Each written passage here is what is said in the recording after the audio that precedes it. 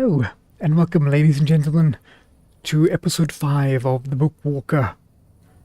Last episode was very interesting. We found out a bunch of many things that you should go and have a look at if you haven't seen it before.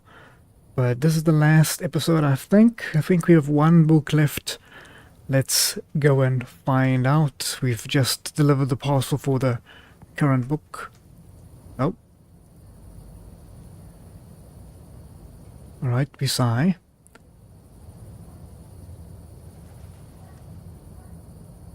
We're gonna sit down. I can't keep this up anymore.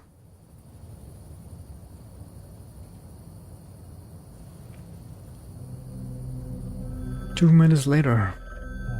What the?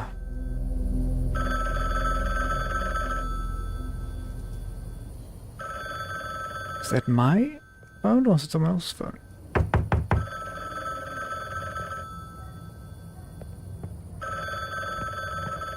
Alright.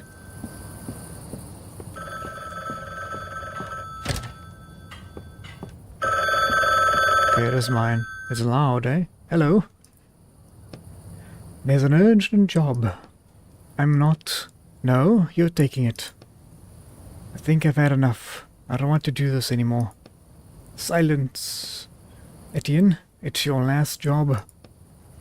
You knew what book that was, and you specifically sent me to steal from it. I'm just a middleman, Etienne. I don't pick the jobs. I don't care. You can take your job and go to hell. Calm down and listen to me. Finishing these jobs is your own chance at getting your abilities back. I know, you know this. You can't work off your sentence. 30 years is just an impossible amount. Your publisher betrayed you. Your lover left you. It's time to take back what you owed. How do I? Etienne, you're only a single step away from freedom. Fine. Excellent, excellent. Orders at the door. As if I have a choice here. Alright. I'll get you next time, little fast runner. Alright, let's find out what's in the final book. To get a new one? I need to put it on the desk.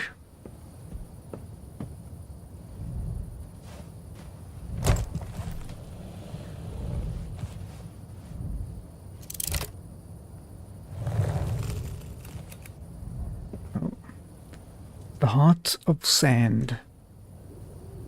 Okay. Let's have a little read here. The Stranger's Note.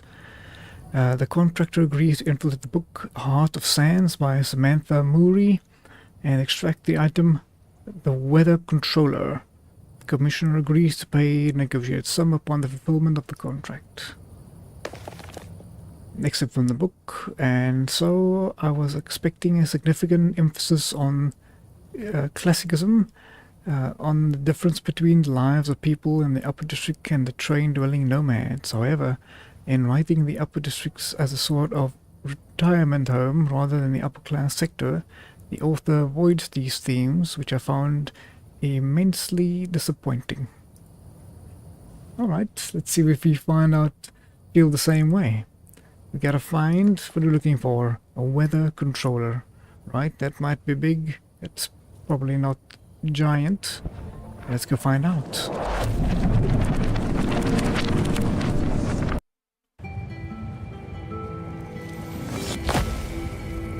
Ah, so you decided to keep working.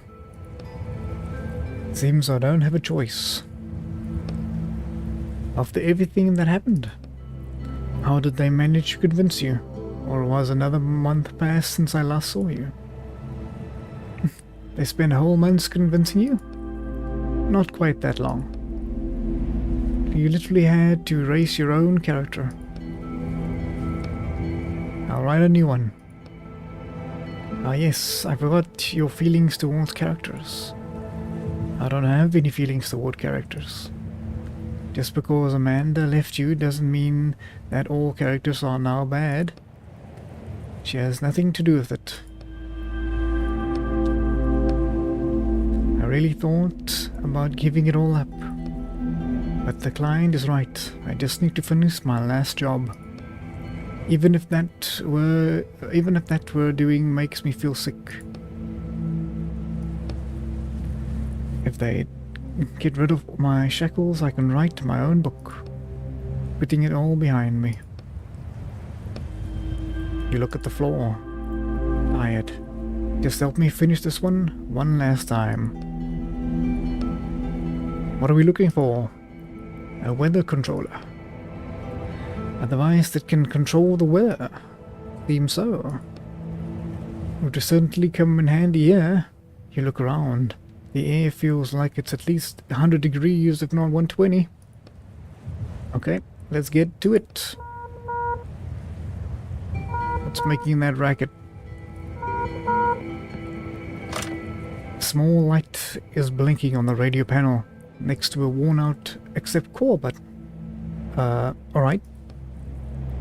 You hear static over the radio.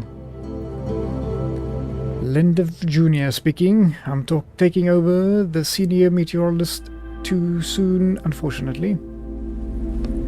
The voice belongs to a very young man, but sounds confident as though he's been giving commands over the radio his whole life. Is anybody between lines 10 and 40? Is that us? Who knows? Is anyone between lines 10 and 40? That's us. Is that us? Asked the radio. I think we're in range, maybe? You're breaking up. What's your number? Oof. How do I know that? There's some markings here on the train. Maybe we can count them. 1, 2, 3, 4, 5, 6, 7, 8, 9, 10, 11, 12, 13, 14, 15, 16, 17, 18, 19, 20 maybe? 20 lines? Does it mean anything? I don't know. On this side, 1, 2, 3, 4, 5, 6, 7. Let's try 17. Are you sure? 17 is here right now at the station. Uh-oh. You notice a steel plate with a number 42 on next to the speaker. 40? Didn't even have the options. 42. Got it. Peter Jenkins, correct? I think Peter's... I don't think Peter will be making radio contact anytime soon. Is his body nearby? There's a skeleton on the chair. He's writing something down. Thanks. I've noted that in the log. Must have been the dry storm last week that got him. That doesn't look like a week ago's. But I don't know, maybe if you're in the sand and stuff, maybe it does that to you, I don't know. What kind of storm did you say? Yes, Super Mace, welcome. Lucky to have you.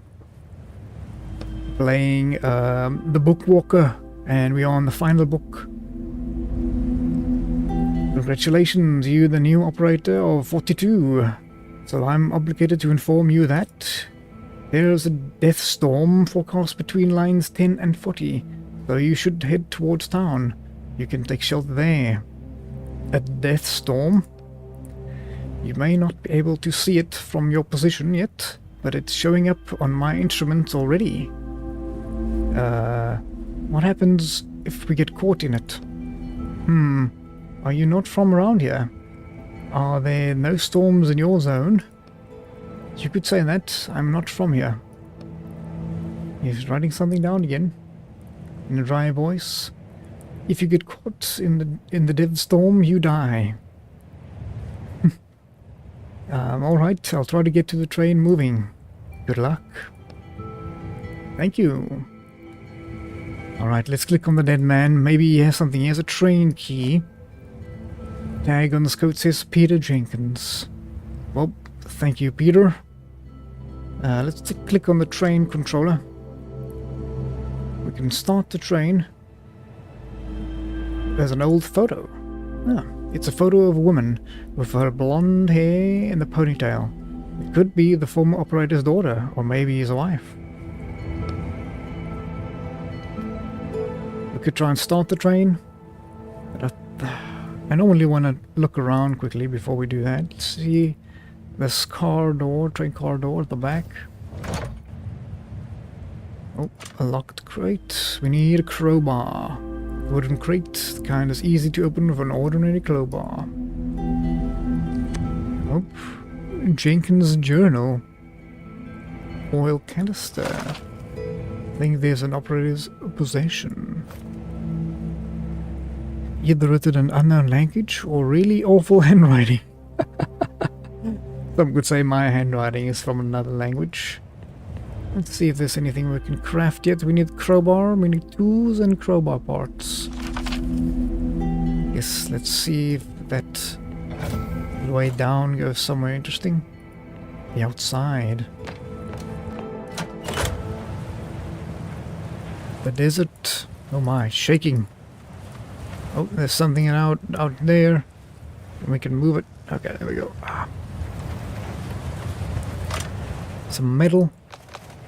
Yes, sweet pie, welcome. Good to have you. Oh, there's an oil tank. Oh no. What do you see? There's an oil bug inside. It ate everything. Knock on the tank. Something skitters around inside the tank. Ew. Can we skip the bug? There's no way we can get to town without the train. What, are you afraid of bugs? Hey, get out of that tank. Nah, it won't want to come out. Knock harder on the tank. Suddenly, the oil-eating bug jumps out of the tank. Let's grab the bug. The bug's 3 sets of legs scribble at your hands. It's clearly displeased. Ew, drop it. I might need it. You put the bug in the most secure pocket of your jacket. You doubt you'll actually need it, but you're enjoying Roderick's reaction. Indeed. The tank is empty of both oil and bugs. We can add oil from our canister. The tank is small and the canister fills almost to the brim. It's definitely enough to get you to town. Nice. Oh, why are you barking, Sunpai? How's the game going? Missed it. Oh, it's really enjoyable. So far, the story is really good. Really good story. That's basically what the game is. It's just a narrative adventure with a little bit of combat. The combat is super basic. So I've not had any problems with the combat. But let's say I'm professional here, so I don't really have any problems with combat. But I think now we can start the train. I think it's running. Excellent. Let's get out of here. I might need a bug. Well, no, Sweetpie, that bug apparently eats oil. You never know when there might be an oil spill or something what we may need to clean up. The death storm is approaching. Hurry. Anyone out to pass 10 miles? Train 42. What is the problem? You're barely moving. He's right. We got the train started, but it's barely moving. We'll figure it out. Oh no, okay. Let's check the fuel panel. You're looking at the fuel panel. All indicators seems normal except one. Cylinder 3 pressure. Open the top of the panel. There's a greasy note on the other side. Oh, let's look at this note. Whoever gets this train next, I hope it's not you, Pete. You moron. The pressure in cylinder 3 has come stability issues. Sorry about that.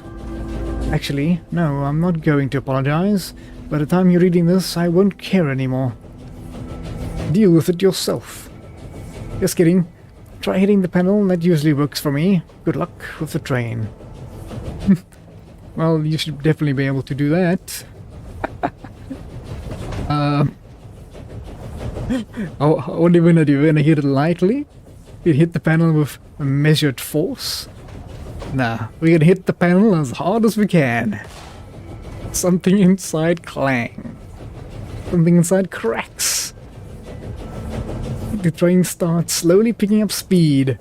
Oh, that wasn't so hard. Oh, there we go, we're moving now. Let me just pick up this radio and I'll read your comments there. Bro Gwava, well, coming from V4, I think you are more proficient in combat now. I've been practicing on some, what do you use, like in the beginning of the year, well, last year we did some Elden Ring as well, so I never thought I would have played any Dark Souls game, so we're talking about combat. I've definitely picked up my game there. Might toss it in the sea. Oh yeah, exactly. Oh yeah, we can do that. We can throw the little bug in the sea. Okay, we pick up the radio. Great work, 42. I see you've picked up speed. The weather can be all sorts of crazy lately, even here in town. Yesterday, a sorrow storm almost slammed us, and we haven't had one of those in 100 years. Do the storms usually miss the town? Of course. Only the joy of storms make it here. The rest usually passes by. Like someone's controlling them, right? You can almost feel Roderick winking at you. What would affect the weather like that? I don't know. This all started after our senior meteorologist died.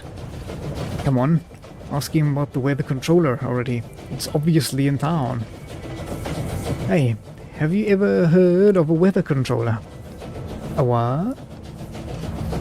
It's a device that controls the weather. Ha ha ha ha ha. Is this a joke? I don't think he knows anything. Yeah, I guess the senior meteorologist had the controller, and everything started getting messy after he died. We should ask around about him in town. Ha ha ha. If only we had something like that. He keeps laughing. We'd certainly be well off. Alright, I see you pulling in now. Good luck in town. Until next time, jokester.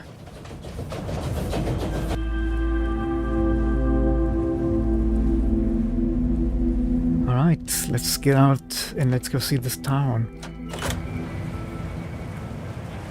Right, nice. Ah, the gate guard, welcome, hello. The guard is trying unsuccessfully to open the door of the train. He notices you. Hi there. He glances briefly at your face, but apparently decides not to ask about it. Because my face is a book. This guy here is causing a little traffic jam at the gate. Poor man got caught in the fear storm on his way here. I'm not getting anywhere with him, but I have to make sure everyone is in town before the storm comes. Can we leave the train here and go to town? Leave the train? Are you out of your mind, my guy? I don't think that's acceptable here. I'll try to talk to him. Go ahead and try, but be gentle. It's not the poor guy's fault that happened. We'll see.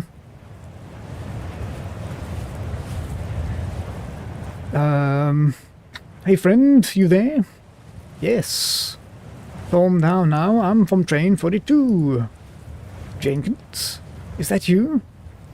Oh no. Let's say we're his friend. He didn't have any friends. Couldn't have lied. Nope. Did it again. This game really doesn't want you to lie, eh? Not at all. To stay away from the coffee, okay. Not good for your complexion. I am his brother. Stop lying. You killed him. I know the truth. What have you done with Jenkins? I don't think he's peaceful. I don't think there's a peaceful way out of this situation. Let's force the door open. You lean your whole body into the door. You hear the mechanisms inside start grinding against each other. Just a little more, come on. Lock. I think the lock opens. The door easily slides to the side. A thin man is sitting on the corner of the locomotive, arm covered in his head. We should have the guard deal with him, I think. You step away from the door and motion for the guard to go in. Hey Max, how are you doing? Come with me, easy now. After a few minutes, he leads the man out of the locomotive, and they disappear behind the town gate. Good thing that guy didn't see your face. The guard comes back, he looks pleased. Right.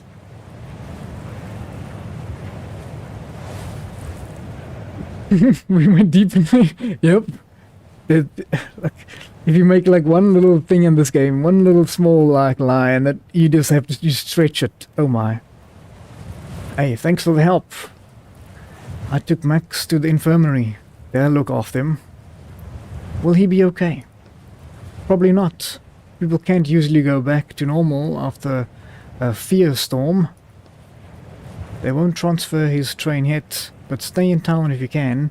You may be able to pick up some of his stuff when he sells it off. Well then, I'll move his train along and then yours after. In the meantime, go up to customs and get your paperwork straight.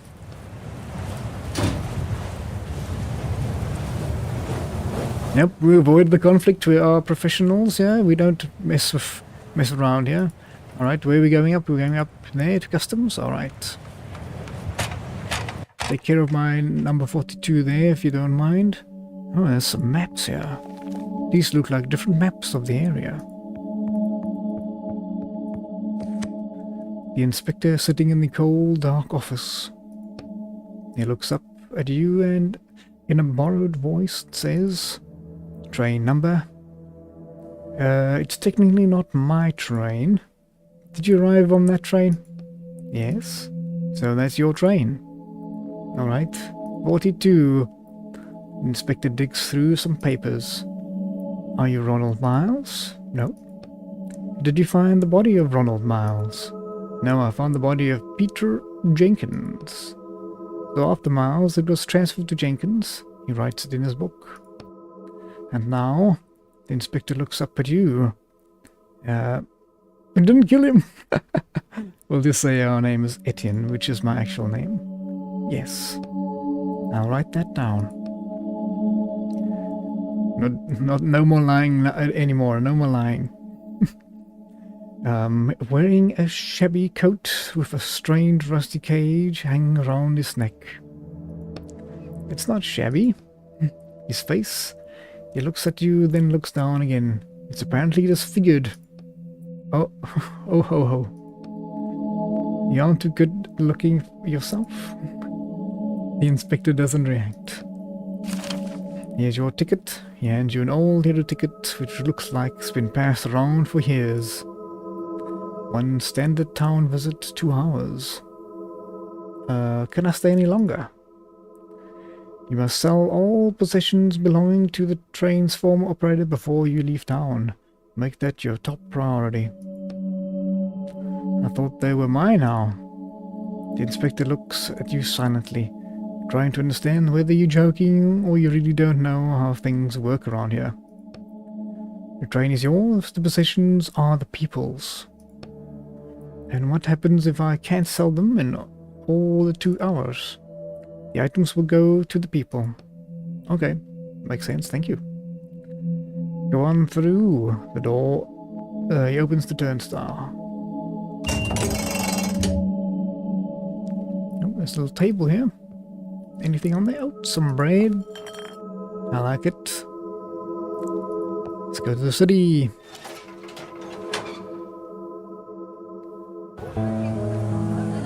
Hi. This is about the biggest area we've seen so far. Well, open area like this. Right. Click on you. Hello. A young woman is talking to one of the travelers, who passes her a strange half-empty bag. "Extend my time by 1 hour, please." He hands over the bag and quickly turns away. "Hold on." Man freezes, tilting his head. "Just who do you take me for? There's not even enough sand here for 15 minutes. She shakes a small pile of red sand out into the palm of her hand. "Are you up to your old tricks again? Do I need to call the guard?" "No, please. 15 minutes is fine." Just let me catch my breath, and I'll be on my way. The man slowly retreats. He looks extremely tired. The woman turns to an empty hourglass in one of the niches in the wall. Oh, okay. Damn beggars. She pours the sand from her hand into the hourglass. Then she picks up her radio, and you hear a crackling sound coming from the speakers, echoing all over town. Peter, train 124, 15-minute extension. She puts the radio back in her belt, then reaches out to hand to you without looking. Give her the ticket. She probably doesn't want to shake my hand. Okay, yellow. She takes out a new hourglass and pours enough red sand to reach the second mark on the side. Then she puts it in one of the empty niches on the wall. 2 hours starting now. Good luck in town. Alright, thanks, see you. Alright, I wonder which one's my hourglass. Let's go see what else we can find, yeah? See if we can speak to these. Alright. These folks over here. Hello, Inspector. An inspector is standing by the train. His assistant is inside, rummaging through possessions.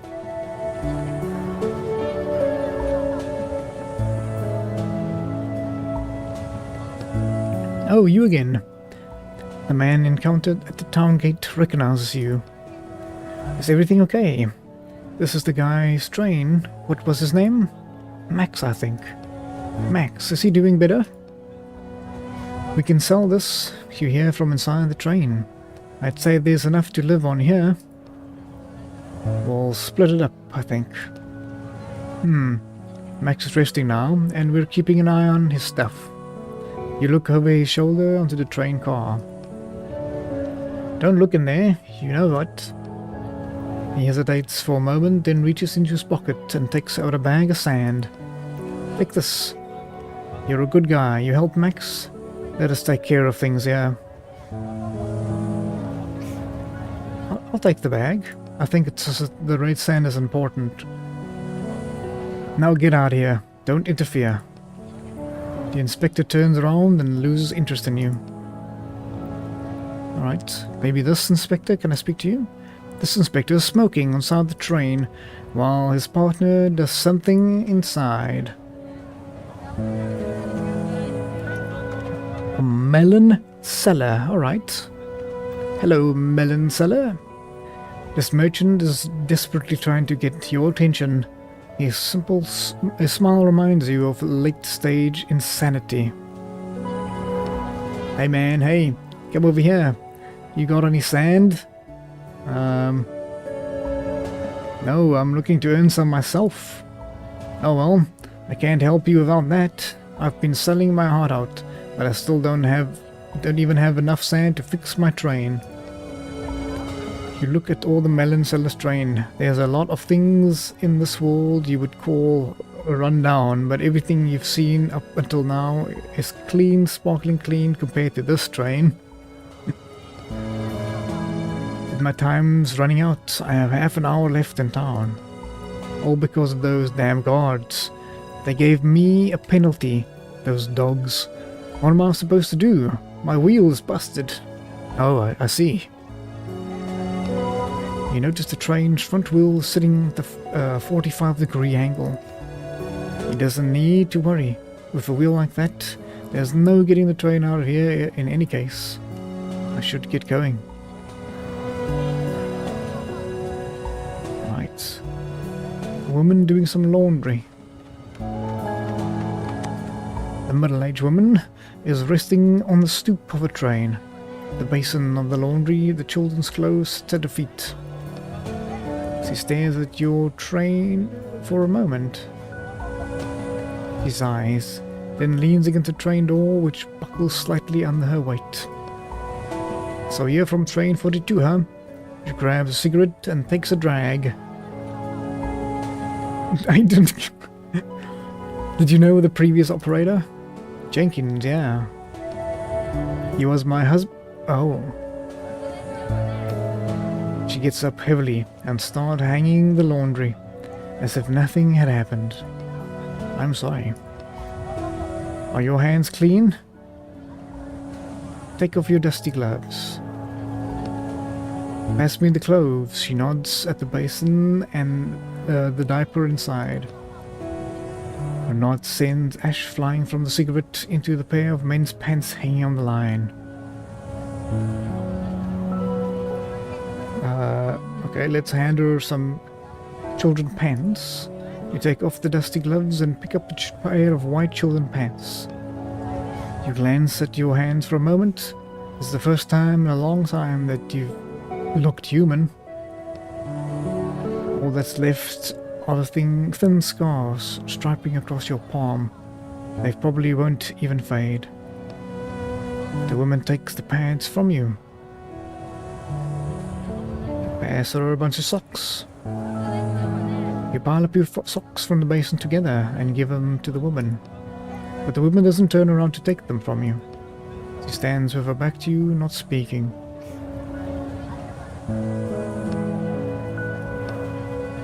The woman's shoulders tremble, but it's barely noticeable. I'm sorry.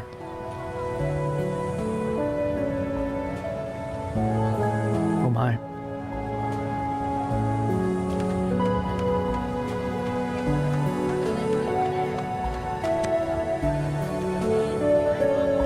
The greenery on this train roof is quite striking. By local standards, you're looking at a very well-kept train. Let's examine the train in silence. It looks like the train has been washed recently. The metal and the glass are gleaming, and the thin layer of newly settled dust just looks like an elegant decoration. Green stems sway on the roof. You see, I don't know how you say, Kalanchu, a Warthia, and tons of other plants that you won't recognize. I'm sorry. Did you need something? I wanted to ask you, do you know I can get into the upper district? I heard the meteorologist lives there. You can only get in once you retire, and I think you still have a while before that happens. I do too. How do I get in there now, like today? The woman shrugs silently and looks towards the way out of the town. Running your eyes over the locomotive, you notice an old trailer with dried up branches sticking out of the leaky roof. Let's take a closer look. The longer you look at the trailer, the more you shiver. Chills run up and down your spine like something icy touched the spot between your shoulder blades. The woman asks the woman about the trailer. Aren't you afraid your old trailer might fall right off? The woman continues to look towards the way out. Yes, the trailer is quite old. If it falls off, it falls off. The corners of the woman's mouth turns up and she shakes her head. Ask her about the meteorologist. Do you know anything about the meteorologist? He tells us when storms are coming. Is that it? Do you know anything else? The woman turns her head and looks at you straight in the eye. You can't read her expression. I won't keep you any longer. Thanks. I can still ask her stuff, so I'm not sure if that's another lie. What do you do? It's tough that the woman doesn't hear your question. She just stays silently watching. Just when you think she's not going to answer, she starts to speak. Making it through life day by day. I meant the plants. Oh, the plants. I used to enjoy nurturing life. The woman looks at the old trailer and stiffens for a split second. You see all the muscles in her face tense, but in an instant the illusion passes. What's in the trailer? What is inside? Things, old things, ancient things, toys. Why are you carrying them around? I thought it was better to travel light in the desert. I don't know. I'd rather keep them with me. The woman frowns but doesn't tell you to leave. Yet. You turn around to leave, but suddenly feel something crawling across your neck. Wow, an oil eater. It seems that the oil bug in your pocket is finally trying to escape. I don't want to swat it. Maybe I can flick it off. Put your hand over your neck. Stop. Huh? Leave it with me. Oh, okay. She walks over and opens the door on the train, picks something up, then returns to you. Yeah. She's holding 2 old dusty bags of sand in her open hand. 2 bags for this gross little bug? Is she insane? You won't hear me complaining. You carefully remove the bug from your neck and pass it to the woman. She gives you the 2 bags of sand. Oh, thanks. The woman nods gently to you, then turns attention to the bug. Take good care of the little guy, okay? I knew the bug would come in handy. 2 bags of sand. Whatever we do with the bags of sand. Well, it's time, and time is everything, I think. Although I don't know how time passes in a point-and-click game. There's some crates here. Ooh, bunch of stuff. Nice. I don't classify it as a stealing, so... Okay, there's a settler over there. Let's go speak to him. Ooh, that's a cool clock. Get out of here, outsider. Rude much. I'm gonna go have a look at this container here. Steel wires are wrapped around the crate. Something clear doesn't want you looking inside. But I'll need some pliers to open it up. There's a flashy train. It's an old mansion on wheels. Seems like someone's done well. In a world where you can die at any second. Are you going to knock or just stand there? Let's knock on the door. Knock, knock.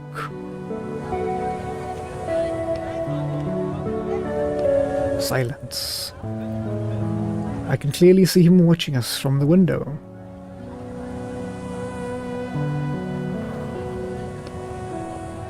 Why won't you open the door? He probably only talks to people he knows. We should come back later. Let's look around though. The curtains on the train window are drawn tightly shut, but you can see a silhouette of a man watching you from inside. An opening on a train. You're looking at the completely unremarkable train, but suddenly a loose piece of sheet metal at the back of the car catches your eye. Instinctively you look around and get them closer. So first you're a fraud and now you're a thief. I've always been a thief. What do you mean? I've been stealing things out of books for years. I haven't stolen anything yet. What do you have? What do we have there? Yeah. You feel around inside the train. You're standing right by the gap between the train and the loose sheet of metal. The darkness inside is calling you. Put your hand inside. There's enough space for you to fit your arm up to your elbow. Your fingers slide over the well-oiled innards of the train. Something brushes you against your thumb. Touch the oddity. Like a blind man, you feel around the small space inside the train until you feel the contact again, and again, and again. You finally manage to grab something. Elongated and hard. Feels like a part of a pipe. Let's pull it out. On sudden impulse, you pull the metal object towards you. A gift from the belly of the train. A secret covered in engine oil. After a while, it gets harder to pull, but you're not stopping now. You give one last tug. When it comes loose, you can't believe what you see. There's a bag in your hand. A thief, just like I said. I think we need the sand. You can't let such a good fortune pass you by. A whole bag of sand. heavy and solid. It should be yours, since who else deserves such happiness and wealth? You put the bag of sand in your pocket.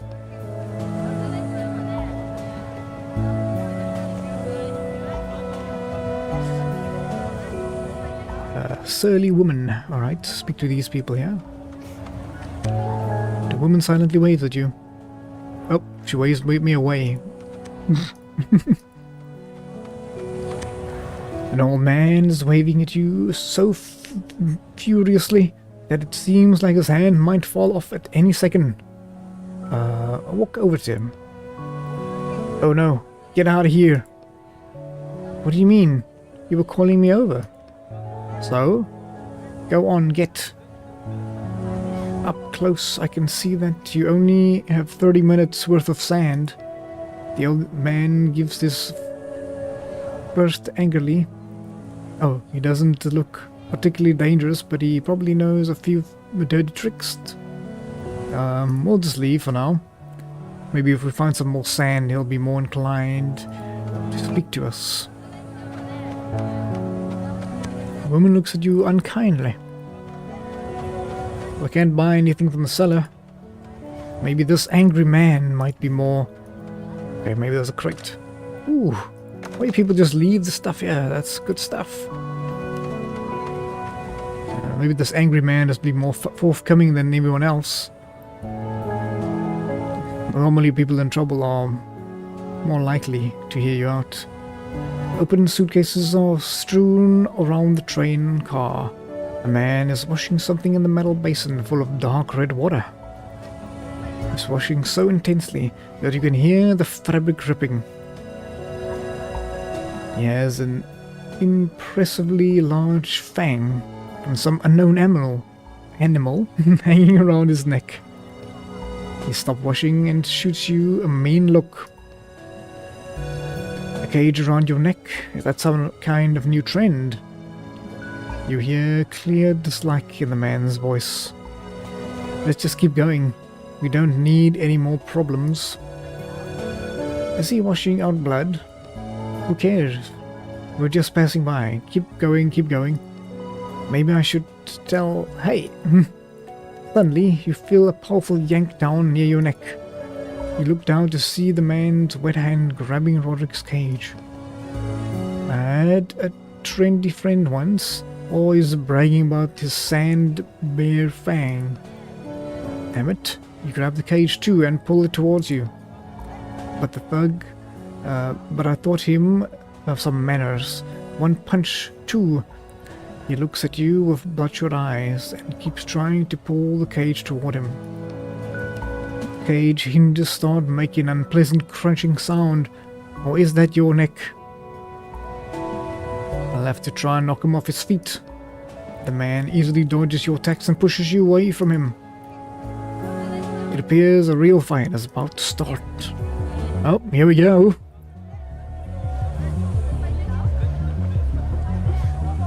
Man, I didn't mean to fight anyone so early. But I guess, a strong hit is gonna do 2 damage to me. Just use a shield. Another strong hit. I'll just shield again.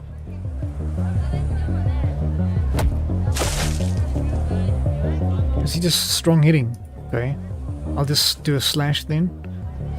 And then I'll shield. I'll just shield a couple times now. Until I'm full. Yo, this guy's just punching, man. No rest for the wicked.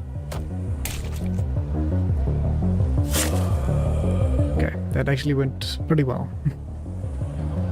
The man flies into the basin, which turns over with a crash, splashing its contents onto the ground.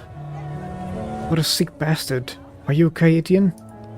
Next time you're going in my pocket, or even better, walking on your own 2 feet. Breathing hard, you carefully touch your neck. The string left an impressive welt on your back. I know it's none of your business, but we can't just let the psycho roam free. Look for a rope. I think, well, we had a rope one of the other books, but quite a while ago. You look at the suitcase on the ground and notice a photograph. 2 smiling men are standing in front of a locomotive. One of the men, your attacker, has his arms around the other, who looks pale and tired. His shoulders bandaged and has a fang pendant around his neck. He tossed the photograph aside. Oh, there's some rope. What are you doing? What's going on? He suddenly comes up and tries to stand up.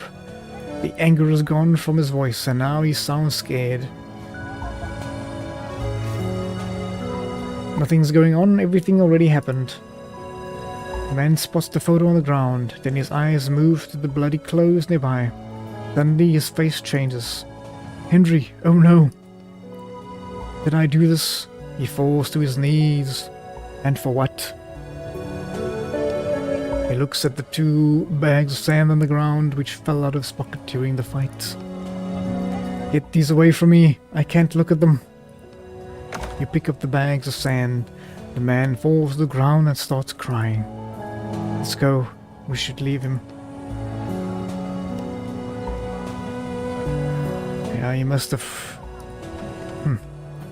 Oh, a bookseller inside a book. Curious. The sound that reaches your ears seems impossible in the desert world. Rustling pages, hundreds of pages. The table next to the woman's train is full of books with well-worn covers. Each one looks like it is taken out of an antique bookshelf. Hello. The young bookseller waves at you. Hi. Are you new to these parts? I've never seen you before. Attentive but slightly unfocused gaze slides over you. Your paper face doesn't seem to bother her. Yeah, I'm new. Do you know everyone here? No, of course not. It's just that generally the same people bring their train to the same station every time. We're looking to choose a book. Maybe I'll show her Jenkins' journal. I have something that might interest you.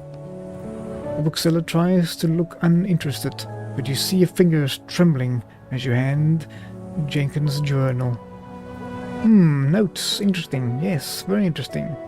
Are these someone's memoirs? Wow. This is an absolutely treasure trove. Have you read it? I thought it was just an old train driver's manual. Let me read some of it to you. Don't bother. We just want to sell it. I'll buy it. How much do you want for it?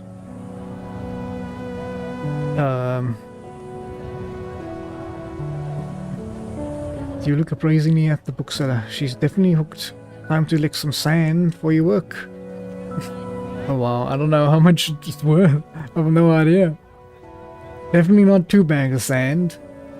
And probably not 10 bags of sand.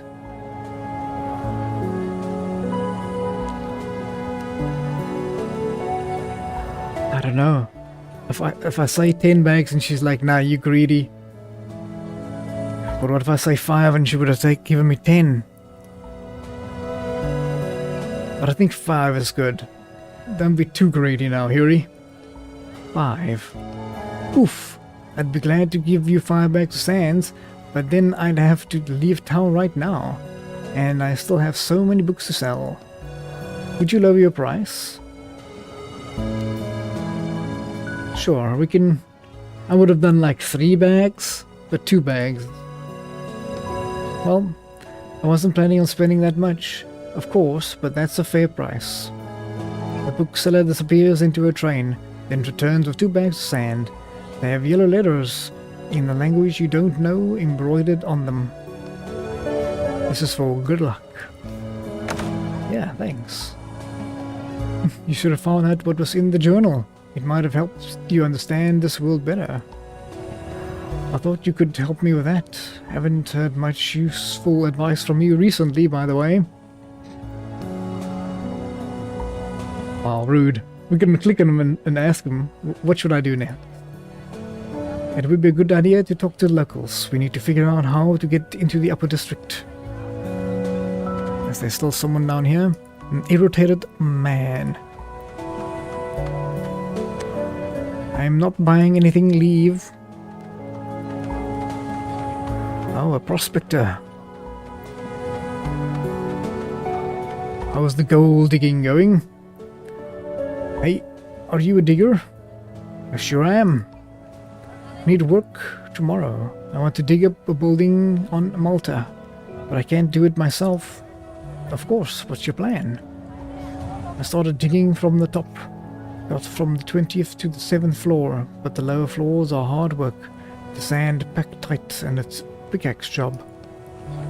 I want to round up a few more people, then we'll move out at sunrise. Is there anything special there in that building? The man peers closely at you. It seems he's not sure he can trust you.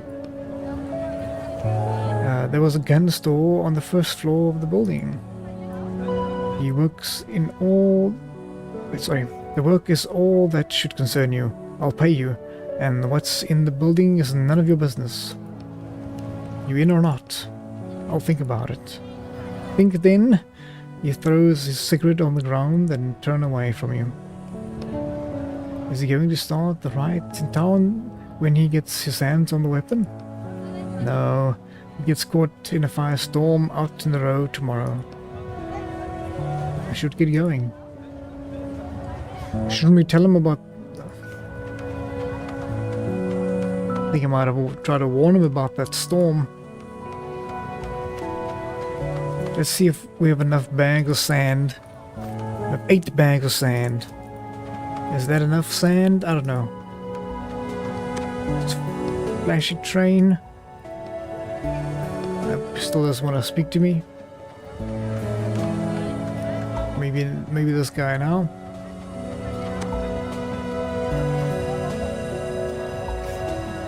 Walk over to him. Get out of here. Oh.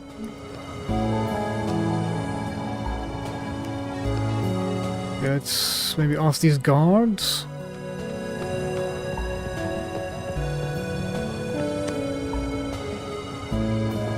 Two guards are sitting at the gate, playing a strange game of stones. The guard on the left pretends not to notice you. The guard on the right isn't good at feigning indifference. You see him casting quick glances at you. What do you want? What are you guarding? The men look at you not speaking. Did you get blown to here by an idiot storm, pal? The guard on the right grunts. Don't bother us. Let me through. I need to get to the upper district. Are you over the age of 60? No. Are you visiting your wife and newborn? No. The man looks at you silently, glowering. Is there another way in? He continues to glower at you. He clearly wants you to leave. You turn. The other guard draws his attention away from you as he hands him 3 round stones. I'll just be on my way. Okay, let's have another look around, see if there's any... We haven't gone through there to the junkyard. Or the cellar here. Did we speak to you? Oh, get out of here. So rude. Oh. Hey, maybe there's something here, some trash. Ah, your treasure. I mean, your trash is my treasure. You see a tall woman digging around a pile of scrap metal. She picks up something that looks like an old computer case, then rakes out the microchips and wires as if they were parasites on a ripe piece of fruit. She tosses the clean out computer into a pile on your left. Did you want something? Then she picks up a new one, not paying any particular attention to you. You've got a lot of computers here. Yep. She's concentrating hard on her work. Where'd they come from? She gives you a quick glance. Jenkins bought them a week ago. He dug up a whole warehouse full of electronics. Was he a nice guy? Was? Oops. Oh. Did I say was? I meant to say I heard he's a nice guy. No idea where you might have heard that, but definitely not in town. He's a real jerk. I hope he dies. How do I get to the upper district? I'm trying to find a way into the upper districts. Do you know anything that might help? I don't know anything. She smiles slightly. What's that pipe? What is that pipe on the wall? Where does it go? Oh, this pipe. It's a secret. She gives you a quick glance, then continues ripping apart the computer. I'm great at keeping a secret. So am I. She looks at you in the eyes for a moment, longer than it's uncomfortable. That's what we're looking for. We can crawl through and go straight up to Upper District. Where's the passage there? Now we just have to figure out what to do about the sewer guardian. It's Oscar town. Do you need any help? She looks at the pipe and the scrap metal she still has to go through.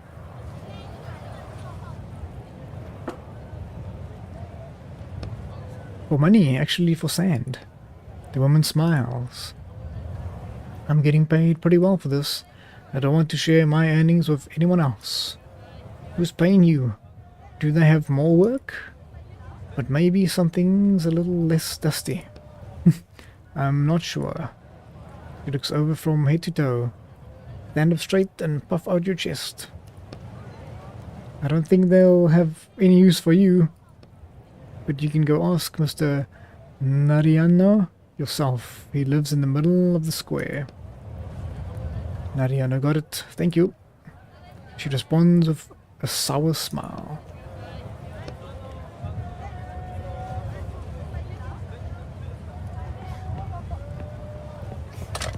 You pull the grate, but it doesn't move. Alright. Let's go see that man about a job. It's in the middle? Is it this one you're talking about? This is the middle. Kind of the middle. Is this where he lives? Mr. What was his name? Nariano. Hey, Mr. Nariano. Come out. The door slowly opens. The middle-aged man appears on the doorstep. He looks a little too clean for these surroundings and is holding a glass of something orange. He squints at you from the doorway, apparently not trusting you enough to talk face to face. Good day. Yes, this is yours silently. His gaze runs quickly over your clothes, pausing at the cage around your neck. He doesn't pay any attention to your face at all. The stranger leans against the door, finished with his assessment of you. Judging by the expression on his face, you got roughly a 4 out of 10. I'm trying to find a way into the upper district. Aren't we all? He gestures at the square around you. I don't plan on living there, just have to take care of one thing, that's it. One thing? What could possibly be for you to do there? He sips from his glass. I need to get something. He's waiting for you to continue. Something important to me. How important? He gestures for you to continue. Ooh, a man of business. I'd say about, you look in your pockets, 1 bag of sand important. His face twists. 5 bags? He gestures again for you to continue. 7 bags? The man starts nodding, but his hand doesn't stop moving. 9.5 bags. He waves his hands furiously. 10 bags. 10. Now you're speaking my language. I love it when a person wants something that badly. In a flash, the man transforms into a reserved aristocrat, into a jolly businessman. Not a bad start to the day. Helping those in need, I might say. Haha. He steps forward and shakes your hand. I have things I can sell. I have possessions I need to sell off. But I give them to you and you lower the price. I'm a man of business, you see. Dealing with junk doesn't fit my status anymore. I'm sure you'll find buyers along all the visitors in town today. Could you tell me where I can get that much sand? In our little town, people trade sand for either goods or services, or both. You just need to find what works for you. Alright, I'll be back. Good luck now. I'll be waiting for you. He bounds cheerfully up the stairs and, sipping from a glass, disappears behind the door. Alright, we are close to the 10 bags. What else we have to sell? I should look at crafting. Where is my train? That would be nice.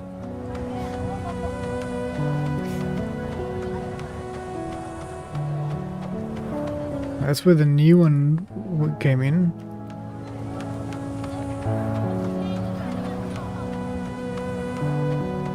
I don't even know what my train looks like.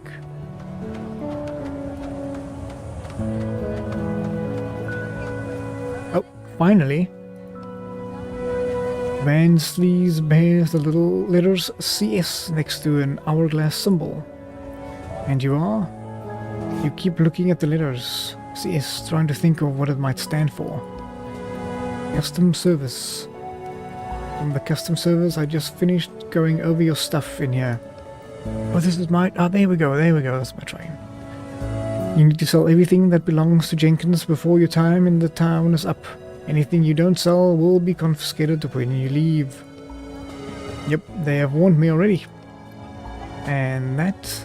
He points to Roderick's cage. That is mine. I can see the tag. He leans closer. Why would I put a tag on my own things? An item with no tag belongs to no one. If it belongs to no one, then it is not yours either. Sell it.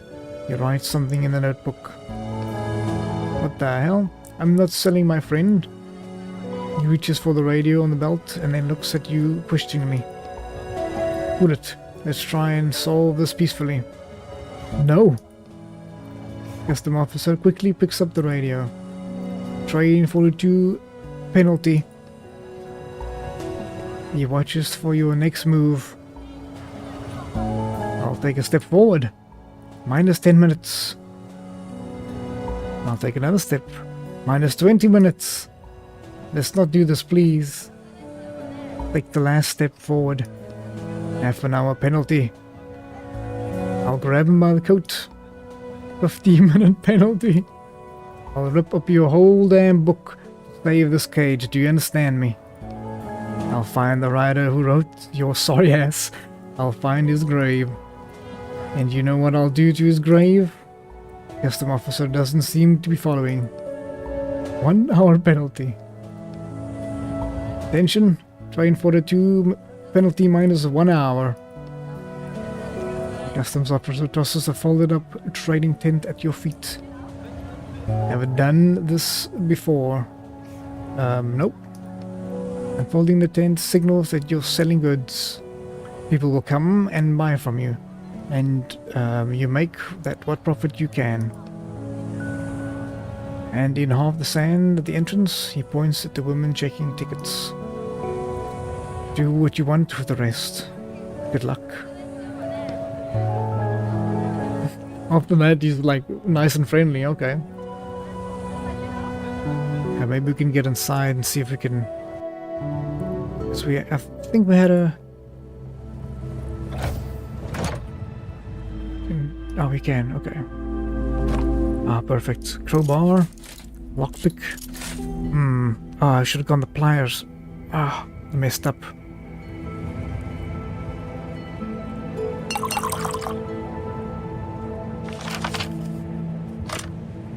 Open it with the crowbar. You successfully opened the crate. Oh, some sand in the bag. Nice.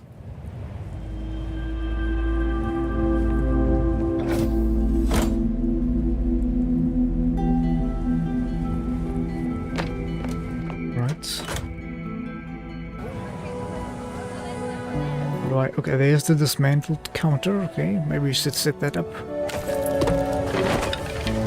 Don't have much time. The trading tent is ready. Time to sell this junk. Yep. You brush off sand off the tent and notice passengers starting to look over more frequently. What do you have to sell? Everything that's in the bag. Some weird gas cylinder. You dig through Jenkins's bag. Empty? Just put them on the counter anyway. Keep rooting around the bag. Some rags and a cup. I doubt I'll ever get one bag of sand for this stuff. Oh, something else. Some kind of a map. Hey, I bet you can do something with that. You notice a customer approaching. Listen carefully and remember this. The man is quite clean cut, probably from the upper district. Are you listening? Say that map leads to something important, like a treasure or whatever. What are you selling? The old man looks at the canister, interested. A bunch of junk. I see that. But I have something special. I might even call it a real treasure. The old man doesn't react. He probably hears the same story every day. I hope you don't mean these helium cylinders. He points at the cylinders on your counter. They're empty, by the way. How much would you give them for? I can take them off your hands for free, so you don't have to take them to the scrap heap yourself.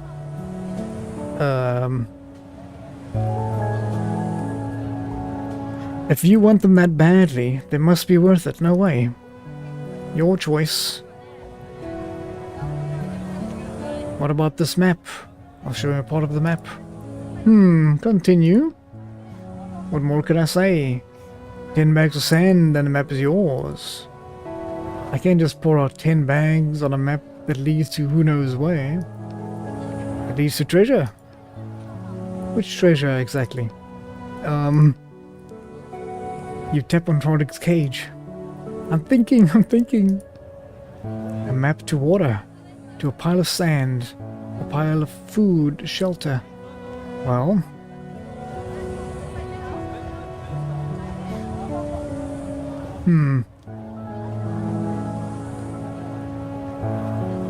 I don't know what to say. A map of water sounds very valuable. But maybe a map to a pile of sand sounds alluring for me for some reason.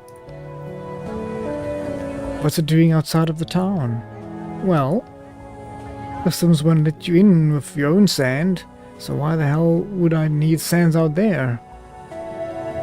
Okay. No, I mean it's a map of water.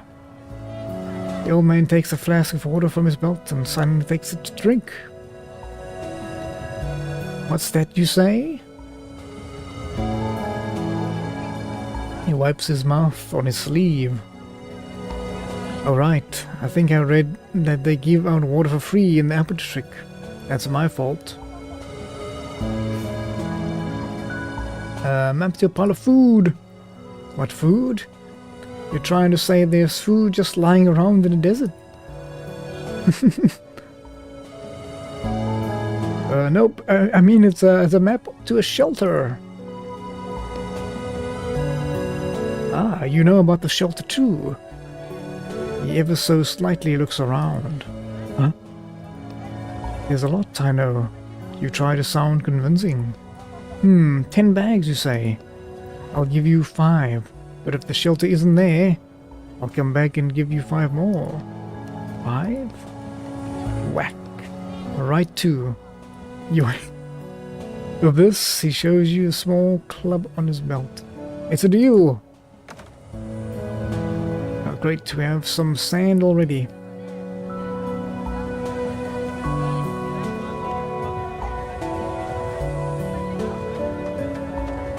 Oh, is that the only thing that we can do here?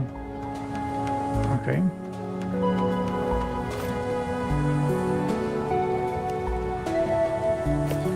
Just quickly check in there. What did I need for the pliers?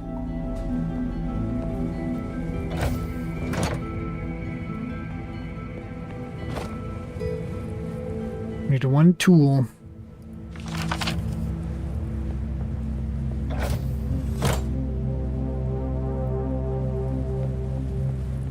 Oh, there was something there. Those little lines actually meant something. A list of names. Oh, there's a long list of names scratched into the wall, and each one of them is different handwriting. A sharp nail hangs from the chain nearby. Looks like this is a list of trained previous operators. There's a dozen here. Is this some kind of cursed train? We're probably just in a dangerous place. Look at the end of the list. The last one is Ronald Miles. What about our dear departed Peter Jenkins? He probably didn't even have time to add his name. Add the dead train's operator's name. Poor guy deserved this at least. Well, probably... Well, we don't know him after all. You take the nail from the chain and scratch Peter Jenkins' name into the wall. Not bad. What about yours? You're the operator now. Do you want people to forget about you too? I'd rather not. Signing my name in someone else's book doesn't sound like the best idea. If you say so.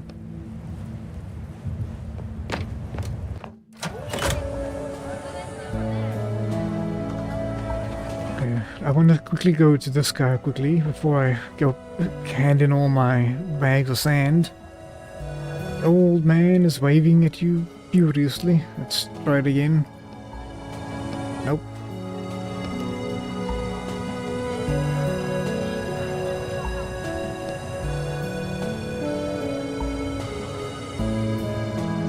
Oh, there's something over there. A safe. Something's hidden in the buried safe on the wooden pallet. The safe door is locked, but we have a lockpick. All your current experience picking locks at safe door swings open in just a few seconds.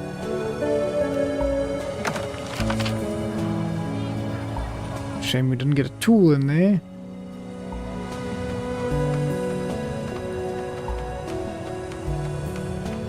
I don't think these people don't want me.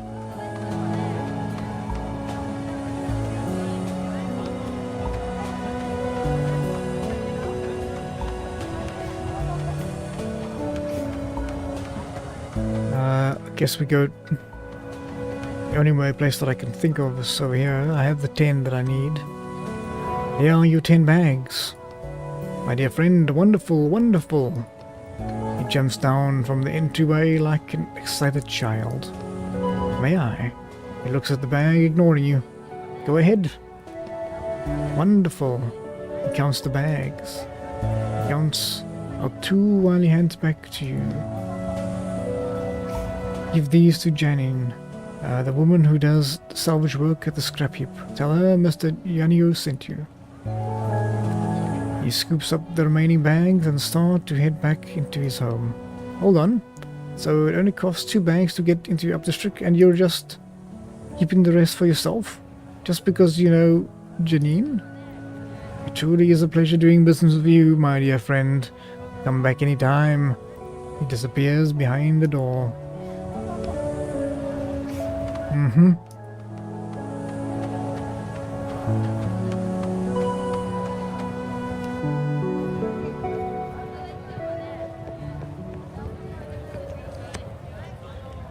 The woman is clean out. We've seen that, yeah.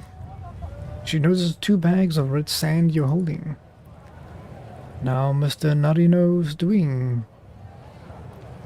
We could have just come to an agreement.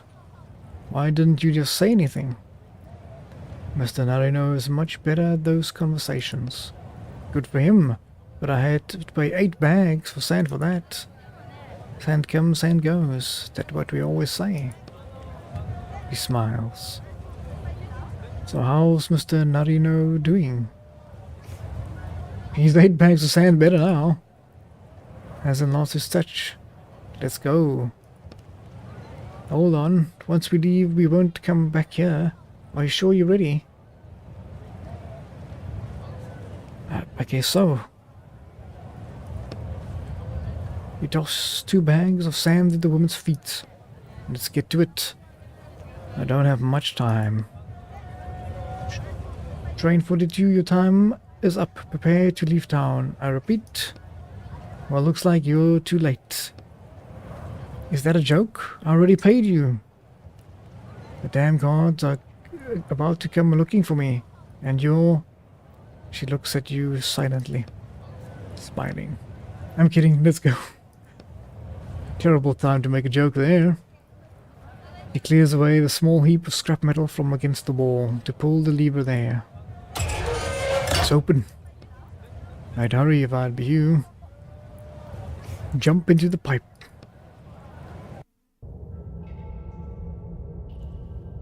No going back now. Needless to say, it smells awful inside the pipe. It smells awful here. It's just a drainage pit for the square. It's not the sewer system, so it could be worse. Doesn't make it feel better. The way forward is blocked by a pile of trash, boards and rags, and almost looks like a barricade. Let's take it apart. I don't even know where to start. Pry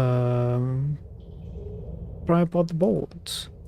You grab one of the boards and try to move it. But it's stuck tight down at the base. Kick it! Oh no, my leg. The boards spring back into place. You aren't able to move it. Who put this here? Pull out the trash bag. Try to pick up a trash bag, but the contents are too heavy. And the bag rips. What the? Dust pours out of the bag and gets on your eyes. Let's climb over the pile. You poke around the supports of your foot. One of the trash bags seems to be full of rocks and bricks. Trust a bag of bricks. You put your weight on the bag, then throw another leg over the barricade of boards. But your pant legs gets caught on a nail sticking out of the board. Oh, come on. Guess we tug on the pants. You hear the sounds of ripping fabric. This has to be the worst day ever. Your pants rip all the way to your knee, but you're still not free from the nail. Stop before it's too late. We're stubborn. We gotta tug harder. Your pants rip to your waist. Oh my. How do I get out of here? Let me go. Your leg suddenly becomes free, but half of your pants is left hanging on the nail. You jump the rest of the way over the barricade and land on your feet.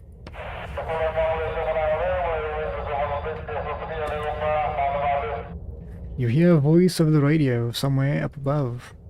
Final warning, Etienne, operator of train 42, your time is up. Leave the town immediately or the train will be confiscated. You were right. There's definitely not going back now.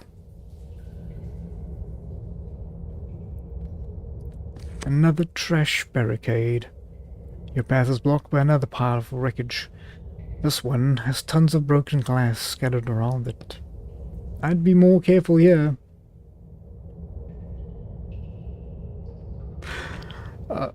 I can't make any promises. Let's get a running start and jump over the obstacle. You back up, clearing space and get a running start. Are you sure? I'm sick of digging around in trash. You get a running start. You begin to pick up speed. Not yet. You keep running? Why aren't you jumping? I don't know. Ah! Jump. Too late.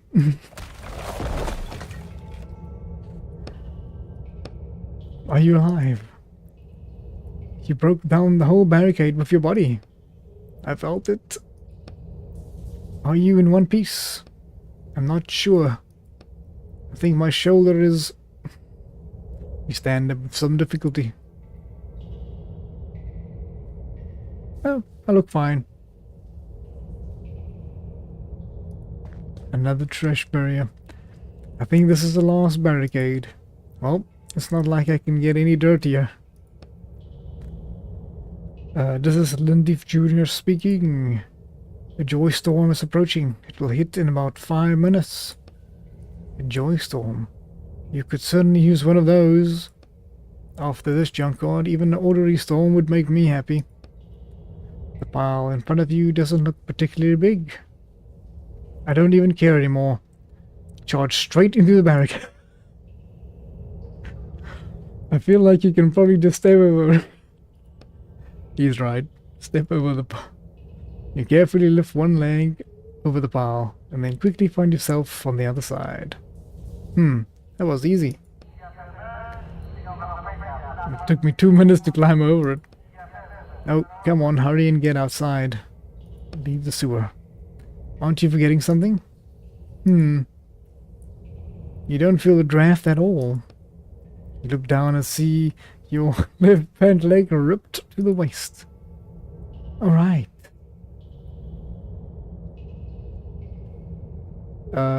We can use some inks to fix it. Okay, that's nice. That's better. He's right. That's much better. Okay, let's see what's in the upper district.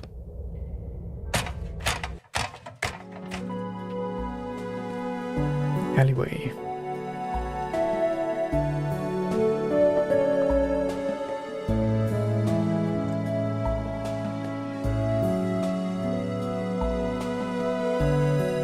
Alright, let's see what we got here. A door, another door, and a tired man. Guess we go to the tired man first. The the Joy Storm has arrived. I repeat, the Joy Storm has arrived. Dad, is that you? You hear the sound of sand pouring out. It's getting closer. Soon it envelops your whole consciousness. You're suddenly overtaken by such a strong emotion that you involuntarily lean forward, like you're drowning in a calm, relaxing sea. Peace and quiet. You turn your head to the left and see your sister standing behind you. You're happy. She's not in danger anymore. You turn to the right and see your brothers. They're sitting next to you, all 10 brothers and you. You're wearing strangely colored armor. You look down and see what you have the same armor on. You touch the armor. A piece flakes off, burning in your hand. The image starts to fade. The vision passes, and in its place you're filled with an unbelievably nostalgic sense of longing. Etienne? Is everything already? How long was I out? Apparently a long time. Long enough that I started to worry about you. Damn, we need to hurry. So, how was it? Strange. Like I was home. I'd do that again. Careful. Careful for drugs, my dude. The poor guy is sitting on the ground, leaning against the wall. An idiotic grin is lighting up his face. Hey, are you okay, friend? Marie. You're such a good girl, Marie. Looks like you're still caught up in the storm. Let's touch his shoulder. As soon as you touch the man, he opens his eyes. For a split second, he looks friendly. What the hell, man? I was playing with my dog. What? Nothing, asshole. Listen, I don't have time for this. I have important business. Shove your business where the sun don't shine.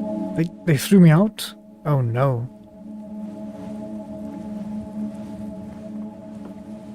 You open your eyes. It's cold. Was I out for long? Damn gods. You rub the back of your head, which is throbbing. Did anything else happen while I was passed out? Oh no, Roderick. You tilt your head looking for the cage, but it's gone. Oh no. It's not good. Alright, I messed up. Okay, there's train tracks. Okay. We try and follow it in some kind of direction. I don't think I should wander into the desert. I'd better be up. I'd be better off. That was a tongue twister, my goodness. I'd be better off trying to get back to town. It's to the east. Tongue twister and off.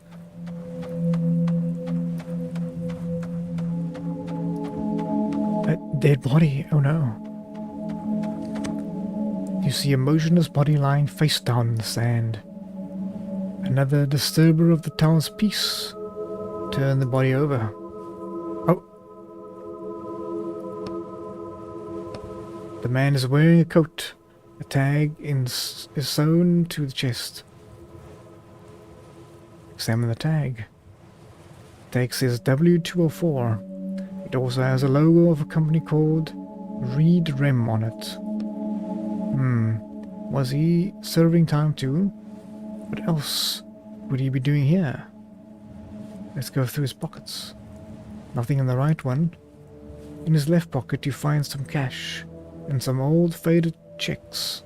One of them is for a phone service.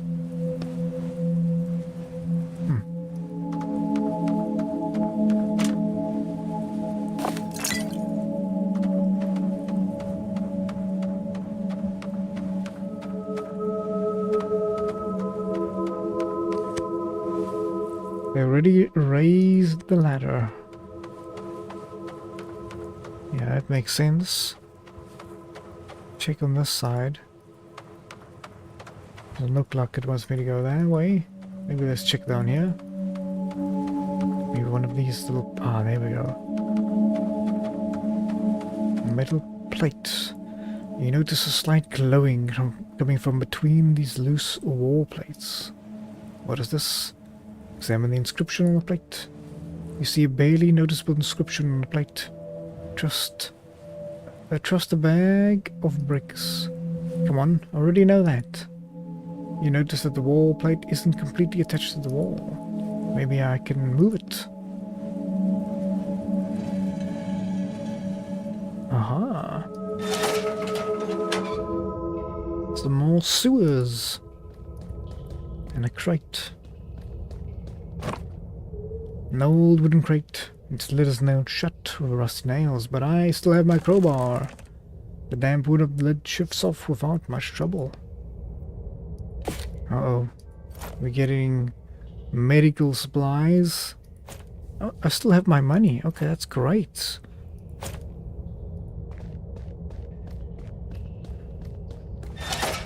They took my friend, but they left me all my stuff.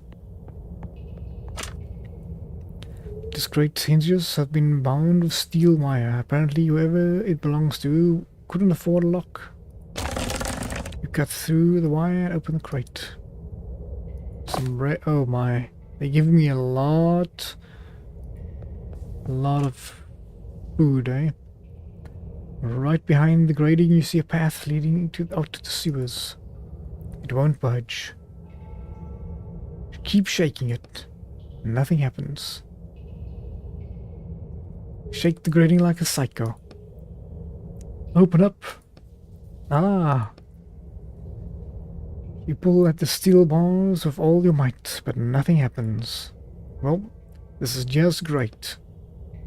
I was so close, but looks like it's the end. Remember that you have ink that you can use, that you've used plenty of other occasions. Alright, I'm a writer. You hesitate for a second. Use the ink to weaken the grating. The ink envelopes the bars in the grating and they start to slowly rust. Bang! You easily knock them out of place and clear your path. Done. I'm coming, Roderick.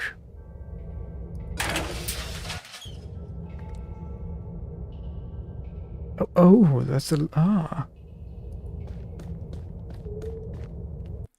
Let's try this again.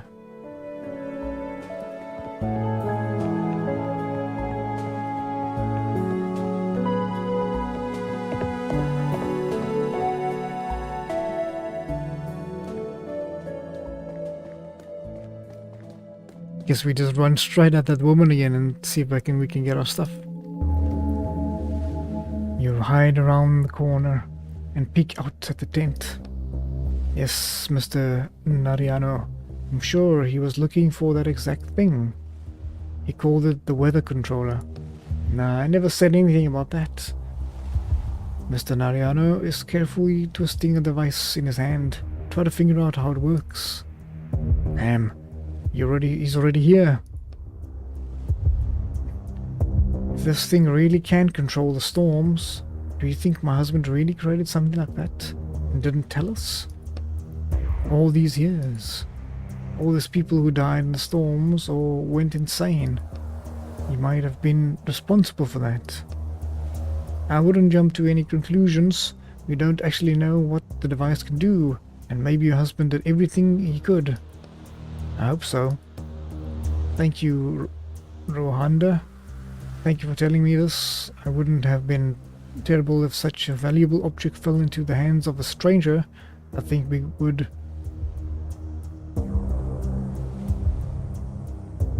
Clear your throat.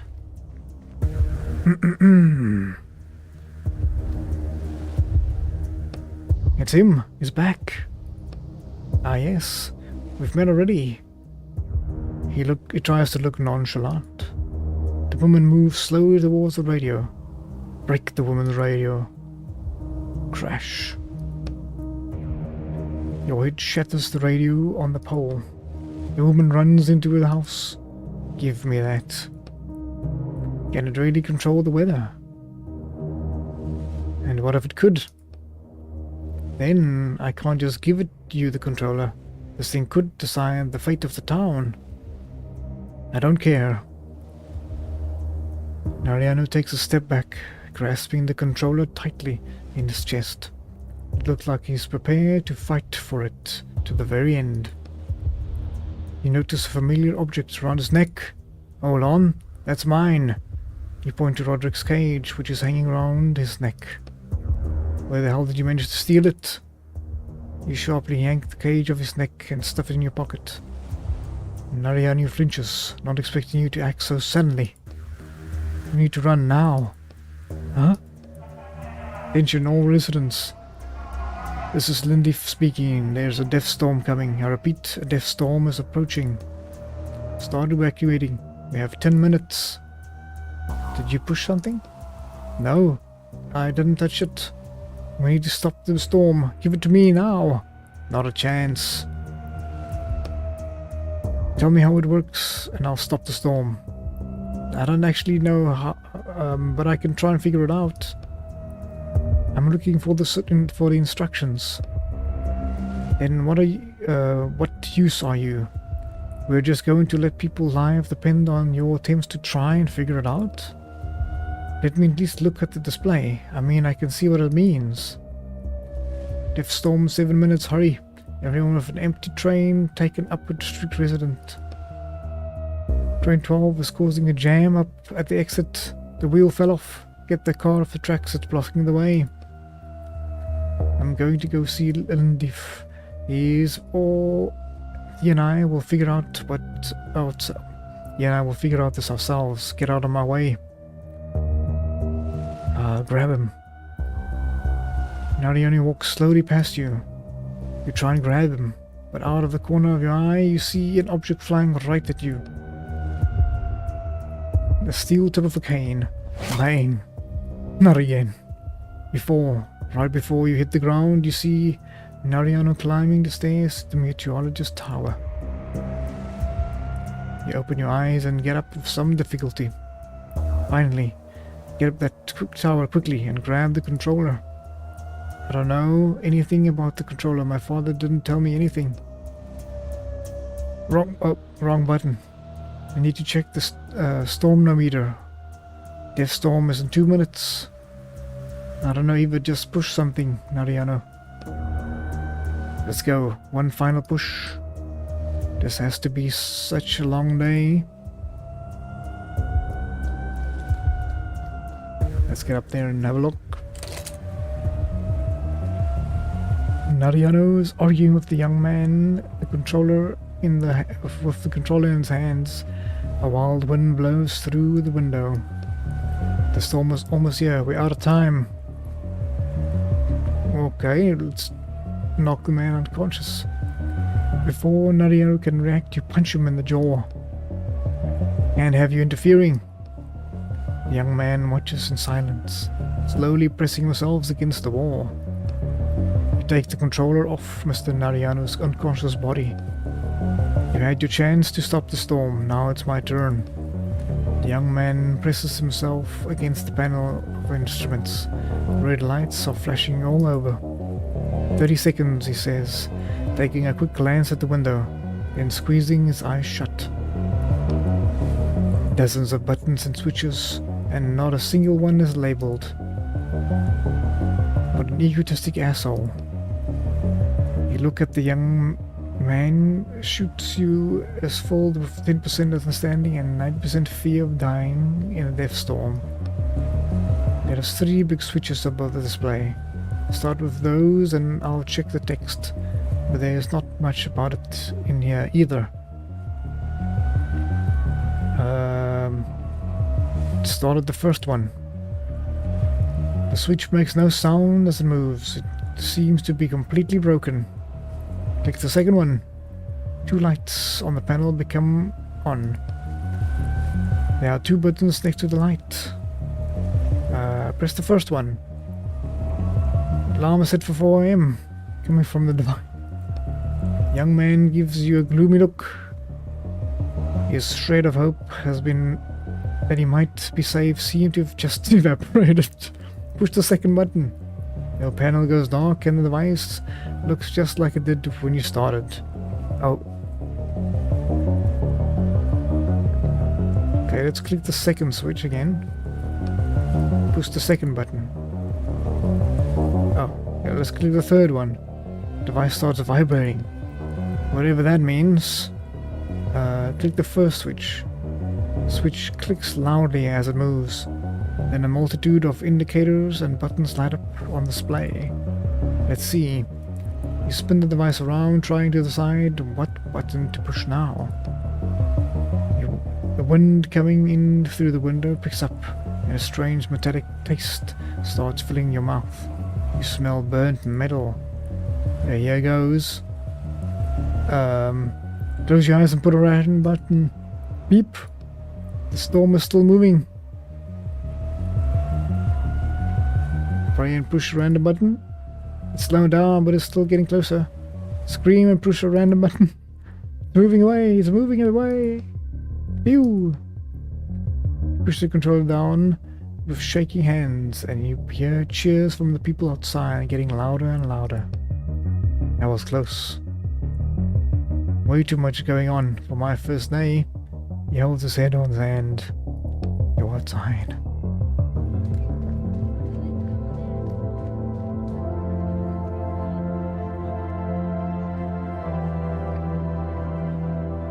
A large crowd is gathered in front of the tower. The people around you are loudly discussing what just happened. I saw the storm move away at the last minute. I saw it with my very own eyes. It was just about to reach the town, but then it stopped. Alright, calm down. The storm is gone, you can go home now. But what if it comes back? Well, you look at the controller in your hands. We'll just have to hope it doesn't come back. Why did it move away at the last second anyways? Yeah, and why did it get so close to the town? That's never happened before. It's a long story. We drove it off, don't worry. We? Who's we? It was this young meteorologist. You put your hands on the young man's shoulder. Lindif, the young meteorologist, did an excellent job proving himself. He managed to neutralize the death storm at the very last second. The crowd starts cheering. Hooray for Lindif. What do you mean, neutralize? That's not important. What is important is that you are not in danger right now. Now, time for me to go. You look out of the uncomprehending crowd before you jump, and your eyes slide over the people until they meet Lindif's looking straight at you. Are you that? He just at the controller which you've already stuck under your arm as you prepare to jump out of the book. Listen, kid. This is your moment, Etienne. What moment?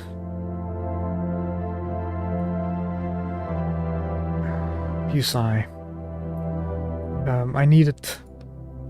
It's hard to explain, but I need it more. Are there storms where you're from too? Definitely not like these. Then maybe you can leave it with us, the device. Since the next time a storm comes, we won't be able to... Sorry, I can't. This device is the only thing that's keeping me from something dear to me. You thud your chest with your fist. Oh. Alright. He backs off immediately. We can think about it, or we can leave the book.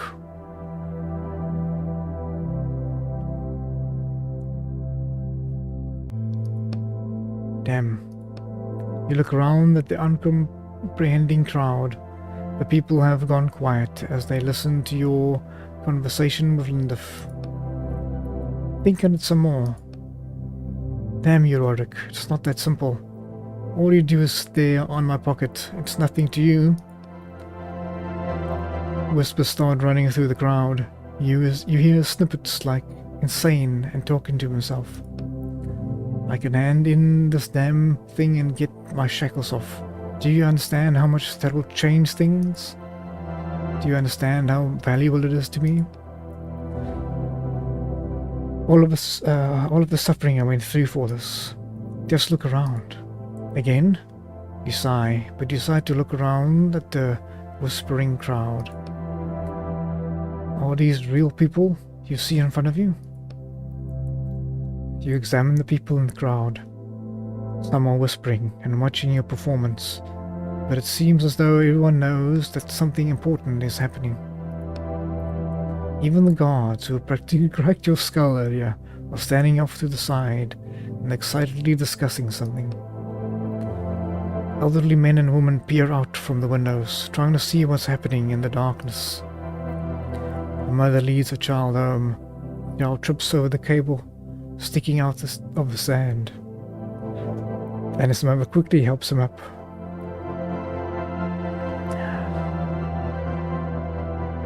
They are people. Fine, damn you.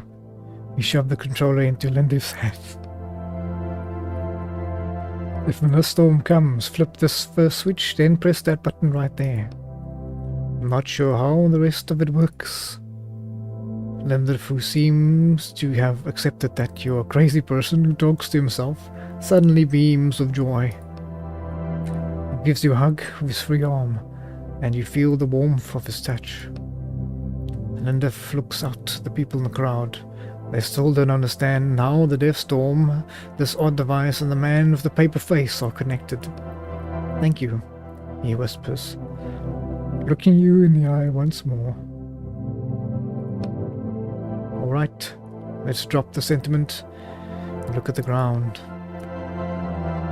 Time for me to pay what's due. Farewell.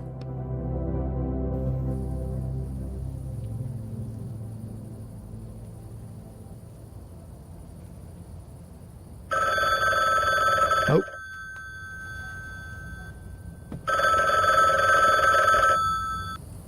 Hello. Is the order ready? No, and it won't be ready. Are you turning down the job? Yes, I've had enough. I won't put any more innocent people at risk.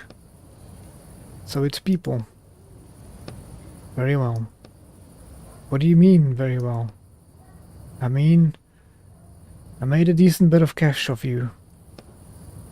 Besides, walkers like you usually break much sooner. So you actually did quite well in comparison. You may not have finished the last job, but I think you've earned your freedom. Just the same. Huh? The shackles expert is on his way to you right now. Thanks, I don't... He'll be there in a few minutes, so... See you soon, Etienne. Yo, I guess quick. Oh my. Maybe not, Shackle Man that we're looking for. Where's the rope? Time up. Hey. After him, quickly. Then we jump back into the book. You fall into an old sand, and your pursuers land nearby. So you don't want to do this the hard way. Damn, it's cold here. Where's Vince? He's waiting in the car just in case. Wait, Vince was on the side of the whole time? That bastard. Deal with him quickly and I'll get the book ready so we can get to the collector. Can you handle this? Hey, anybody want to help me? I just saved your city a minute ago, come on. Your voice echoes through the empty square. It seems like everyone is in bed asleep already. Fine. Alright, looks like we have a little fight. Let's see. This guy's gonna disable a skill, so I guess we need to drain, I think. Because if we don't drain now, I might not be able to in a while.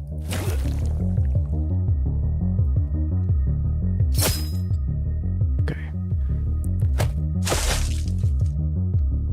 Strong hit, drain ink. Okay, I should eat. Let's eat the bread. Strong hit and a hit.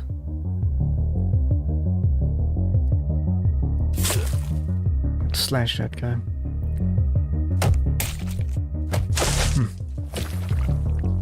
And he took all my ink. Ugh. Let's heal. Drain ink, drain ink. They just try and drain my ink. Okay, I guess we have them drain my ink. And we just kill this guy.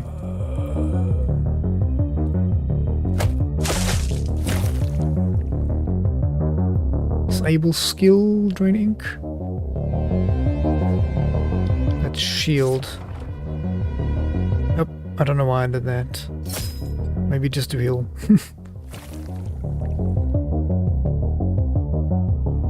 Idle, disable skill. Okay, let's drain some ink from him.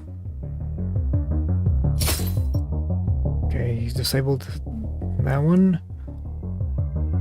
Strong hit. Let's shield.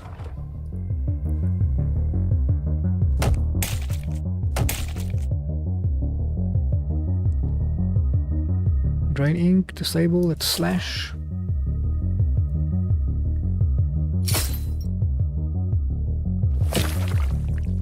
Takes all my ink. Idle and hit. Guess we just drain. Take a little beating. We can just destroy that guy. We'll disable skill and then we can just shield and should be easy from here. Disable skill, okay, and we slash. We still have a slash left, we'll slash him again.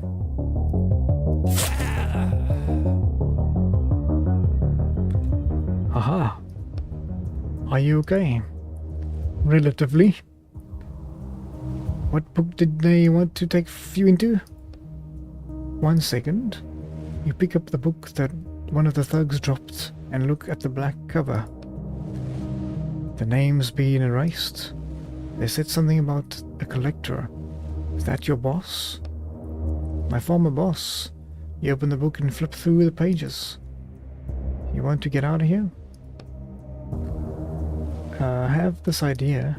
Well, if you're sure about it, jump into a book, through a book. Okay. Bookception. Oof. Yeah, look at that. I'm losing my mask. Incomprehensible. What? Why? Everything's blurry and there's no color. We've gone too deep. We're inside a book. Inside a book. I can barely breathe. Me too. We need to find the collector as soon as we can and get out of here. What? Your face. Why that? You touch your mask. Damn, we need to hurry. Alright, this is interesting, but it looks like there's another fight here. You notice some familiar looking briefcases. A tag is visible on one of them. Walker. Breach A. Item X. Client. What are these? Briefcases. The stolen items. I give the collector his order in briefcases like these. So there's an object from another book inside. I think there's something you could use in here. Oh. There's a sword. There's a wand. You open 2 of the briefcases in front of you at random. Let's go for the first briefcase. An old rag doll's inside the briefcase along with a set of rusty pins. Is that what I think it is? I don't know. What do you think it is? A voodoo doll. It even has pins. Let's examine the second one. The leather-bound book lies on a velvet cushion inside the briefcase. Here's something written here. Oh, Zaif. Take the doll, or take the book. I don't know. Let's try the book. You take the book out of the briefcase and instinctively clutch it into your chest. You should swear you feel its leather binding through your coat. Look, there's something else there. Next to the briefcase is the bag, stuffed to the brim with notes attached, and it says, "To be sorted." Inside you find a folded up cloak, an opaque glass capsule, a small wand, and an old broom. Let's examine the wand. Tag on the wand says, "Polymorph wand. Transform the target into an Ovis Aries." Sounds ominous. Just don't point it at yourself. Examine the broom. The broom trembles in your hands. You can feel it itching to take off. Looks like a flying broom. You try to unfold the cloak, but as soon as your hand slips inside, the cloak disappears. Oh, that must be a mistype there. So does your hand. Ah. Quiet. You carefully pull your hand out, and it's instantly visible again, along with the cloak. Examine the capsule. On the capsule you see a yellow triangle with a biohazard symbol on it. Not a great start. There's something written here. Fear toxin. Inhalation causes prolonged panic and hallucinations. Store in a dark location. Oh, should we take that? Let's take everything. You hide the capsule, the wand, and the pockets. Throw the folded up cloak on your shoulder and grab the broom. You really get it out. I hope I can use all of this. Let's get to find the collector.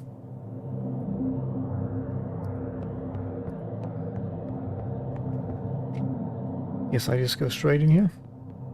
Wait. Their walkers are standing around the table in the brightly lit room. They haven't noticed you yet. Damn. So this is where they handle the briefcases for the orders. We can put on the invisibility cloak. You unfold the invisibility cloak and put it over your clothes. Look like it's working. What's next? Sneak past the room. You tiptoe past the room with the walkers in it. Better to avoid any fight that is absolutely necessary. I don't know what was going to happen over here. You see two walkers standing in the passageway. They seem to be guarding another set of boxes. They're discussing something quietly, completely unaware of your presence. I don't think you can squeeze past them. If you take off the cloak, it's only going to get in your way. Take it off. Take off the cloak and throw it over your shoulder. The walkers haven't noticed you yet.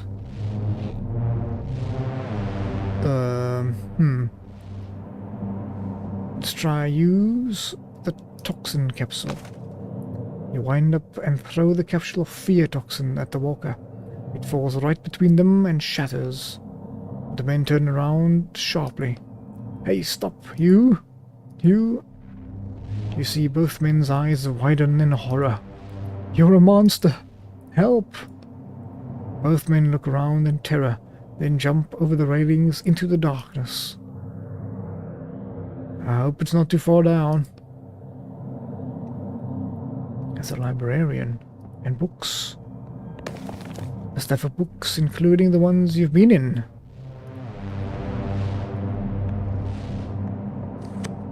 The librarian is busy arranging books and probably won't even notice an atomic bomb.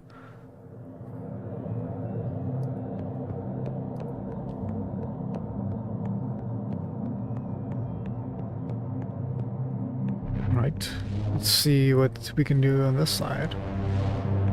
The guards notice you from far away and block your path.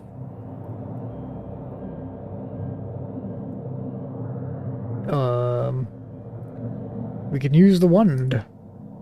You take the wand out of your pocket and point it at the closest walker. Orvis Ares. A beam of blue energy bursts out of the wand and hits the walker in the chest. In the next instant, Sheep is standing where he was just... Oh, that's right.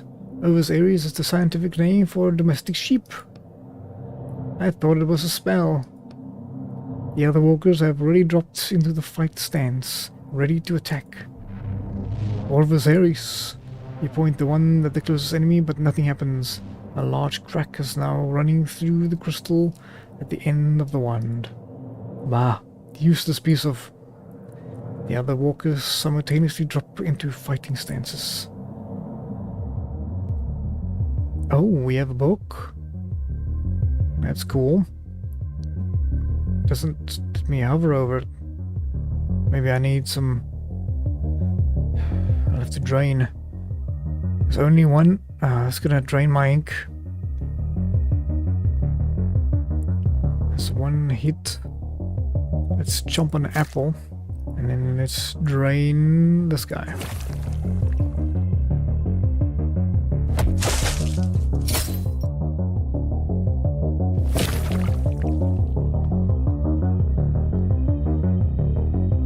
Two double hits. Okay, let's use the apple and then let's drain some more.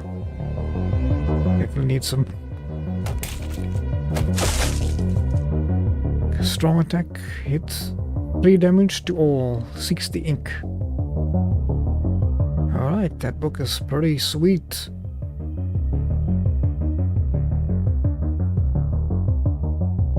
It's a shame that we can't hover over them if we can't use them. Tell me what how much it does and what it does. Strong hit. I think we shield.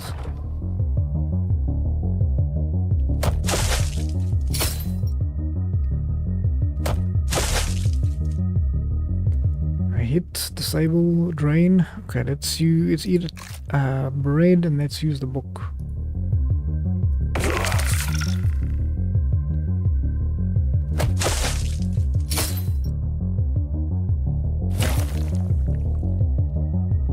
Disable, and a hit. Okay, it's good time to drain.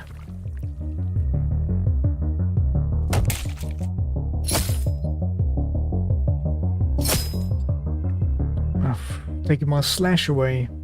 He's gonna heal. That's fine. Let's drain that one again. Oh, we can heal his friends. Now see, that's rude. Disable, idle, and hit. I think we use the book again.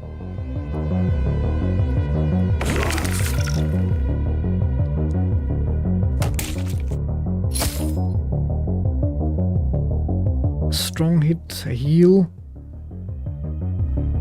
I think I need to chomp on some bread and then use the shield.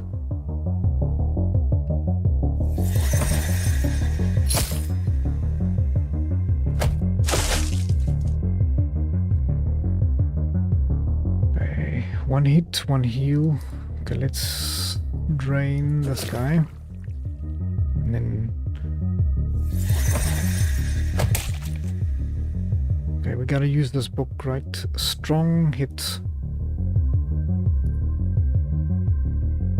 Okay, let's, before we use it, can we cancel? Okay.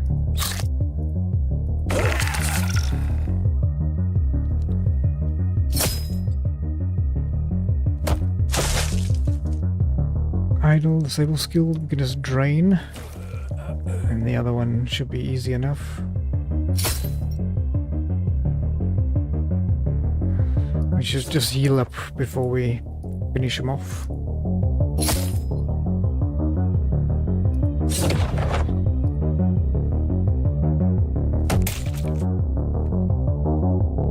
We'll just use a slash on him. There we go. Easy enough. Let's go to the boss's hideout and meet him head on. Oh my, look at that. The boss's hideout. Cables and phones going everywhere.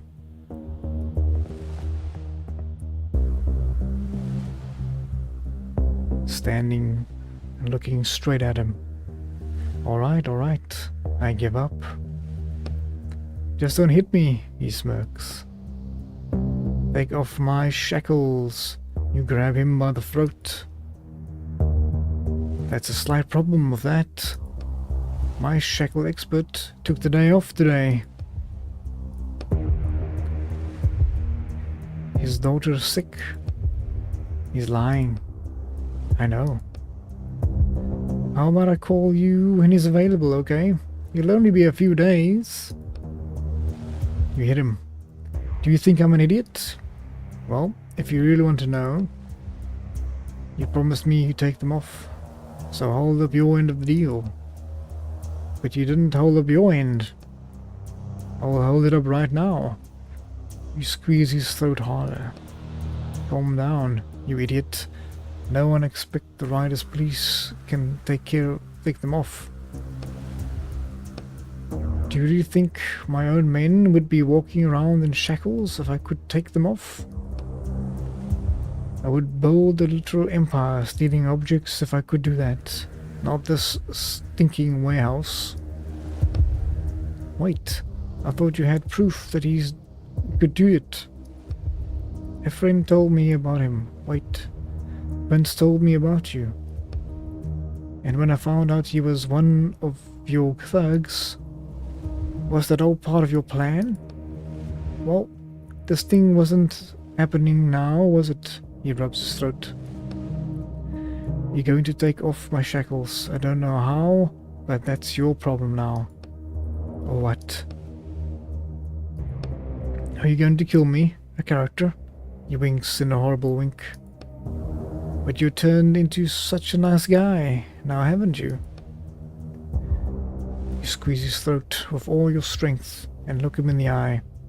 Let's find out right now just how much of a nice guy I am.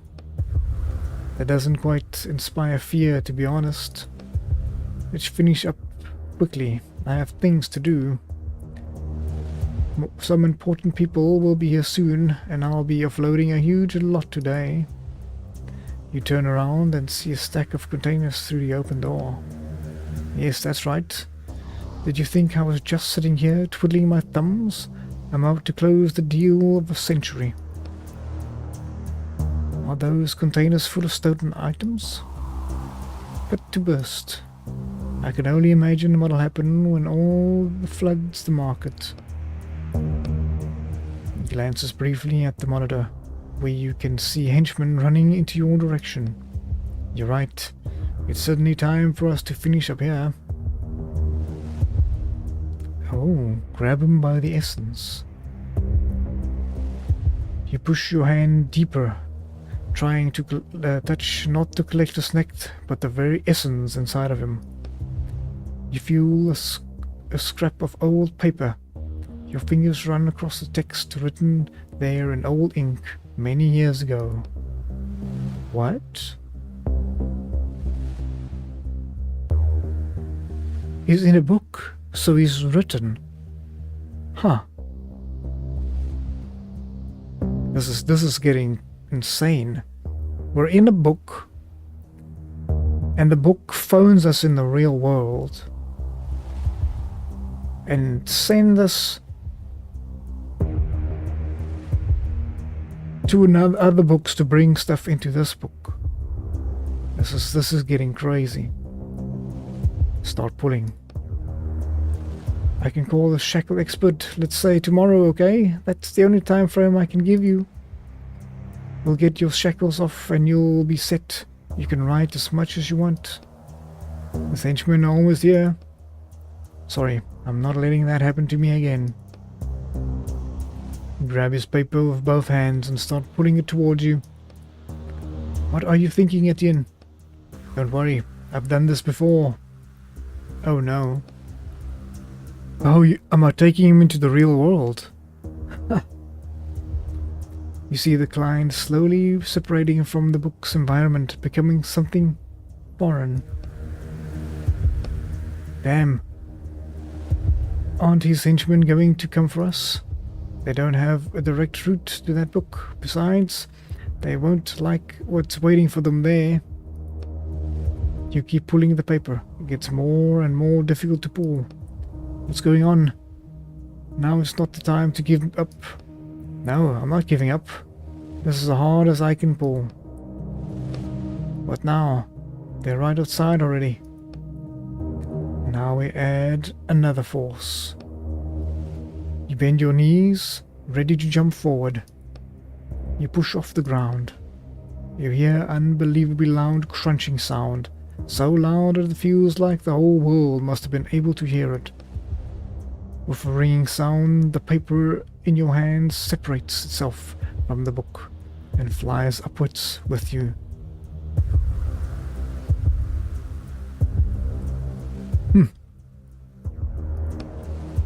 Damn. I think I twisted my knee again. What on earth was that?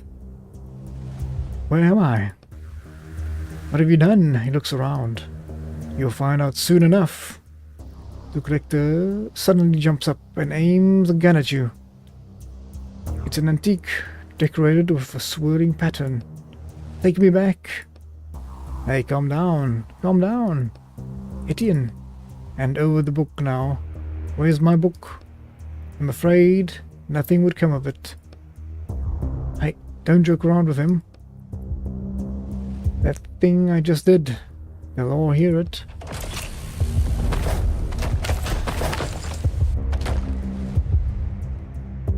The riders police. Nobody move. Hey you, drop that gun. Not another step, why shoot him? Boss, that's Leroy Roshan, the collector. What is he doing on here? Etienne? How are you mixed up in this? Oh, hello, officer. Hold on. How did you recognize me? You came for questioning in that same coat. Oh, damn. I disguised my face, but I've got to put on a different coat. I'm warning you. I don't surrender alive. He aims the gun at the police officer, then back at you. And hold back your little pet rider there. I see him. puts his hand up and looks at the officer, waiting for a signal. Well now, we'll come to an agreement and everything will be just fine. Where's my book? I don't think we'll be coming to an agreement with him. Thief. Quiet. Now we're going to make a deal. Am I going to walk away? You're accused of stealing thousands of objects, and now that you're in the hands, you're not going anywhere. That's enough. Suddenly turning to you. This is all because of you, you bastard. The sound of a shot rings out. Etienne! You close your eyes. Oh. You open your eyes and look down. The metal of Roderick's cage protected you from the bullet, but there is not much left of it now. You see a small, ragged scrap of paper inside. Derek, you moron. I told you to stop talking. Sorry, boss. Are you all alright, Walker? Now it's your turn. Hands up. You look at the remains of the paper in your hands. Don't make us use force. Put it. He's just in shock. Etienne, it's best if you come with us now. We'll talk about all of this in the station, okay? Hold on. What is that in his hand? It's a character. And not from this book. Etienne, are you out of your mind? You're carrying around a stolen character, even in your current situation? Derek? I can't take an isolated character. Call for backup. You shove the officer. His head slams Derek, who staggers backwards, eyes shut. Damn, jump out of the book.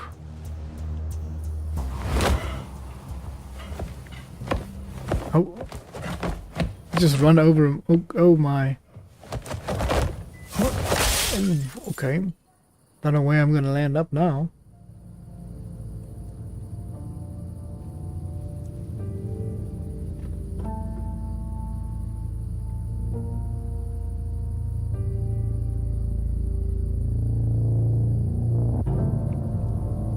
Leroy Roshan, known as the Collector, was detained by the Riders Police later. The entire chain of riders who used the service by 2 stolen items from the book was also detained. Etienne Quist was detained 5 minutes after his escape. His stolen character was not found on him.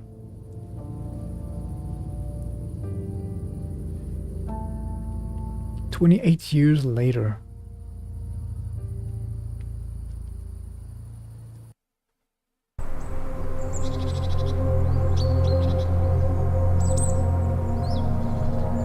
This seems familiar.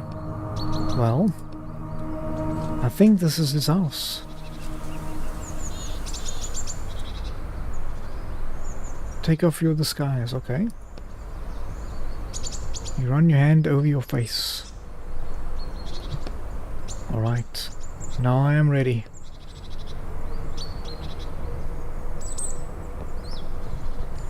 An empty carriage.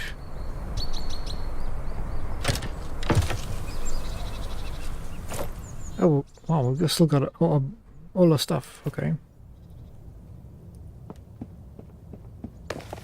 Books are arranged neatly on the shelves.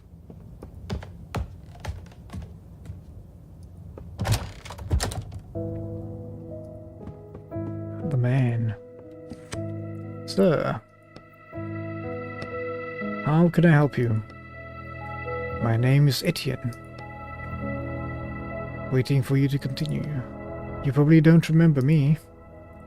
We worked together a long time ago. I can't seem to recall that. Are you sure you're in the right place? I am sure. I'd even say we were partners. I don't know. I just wanted to see how you're feeling. Oh. I know who this is. Looking around questioningly, I do believe I'm quite alright. Should I be worried about something? Do you remember your name? Of course. And where do you live?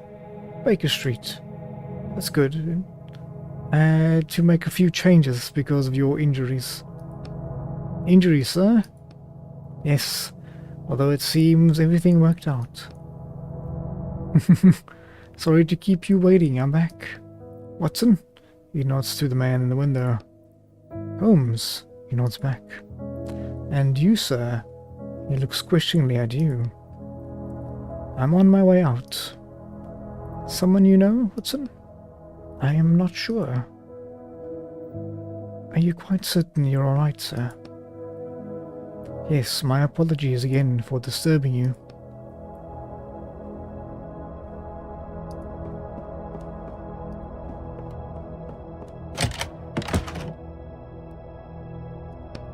Well, time to head back. I'm glad you're doing well, friend.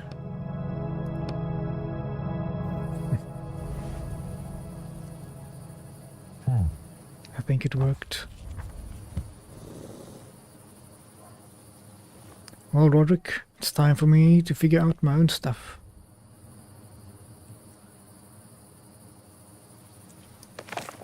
I had to revisit so many books before I found the right one. Can I see what book that one? This is Sherlock Holmes. And we've put Roderick in Sherlock Holmes as a Watson. What do we have here? Oh my, okay. Oh, are we actually able to write now? It is 28 years later, so it's possible.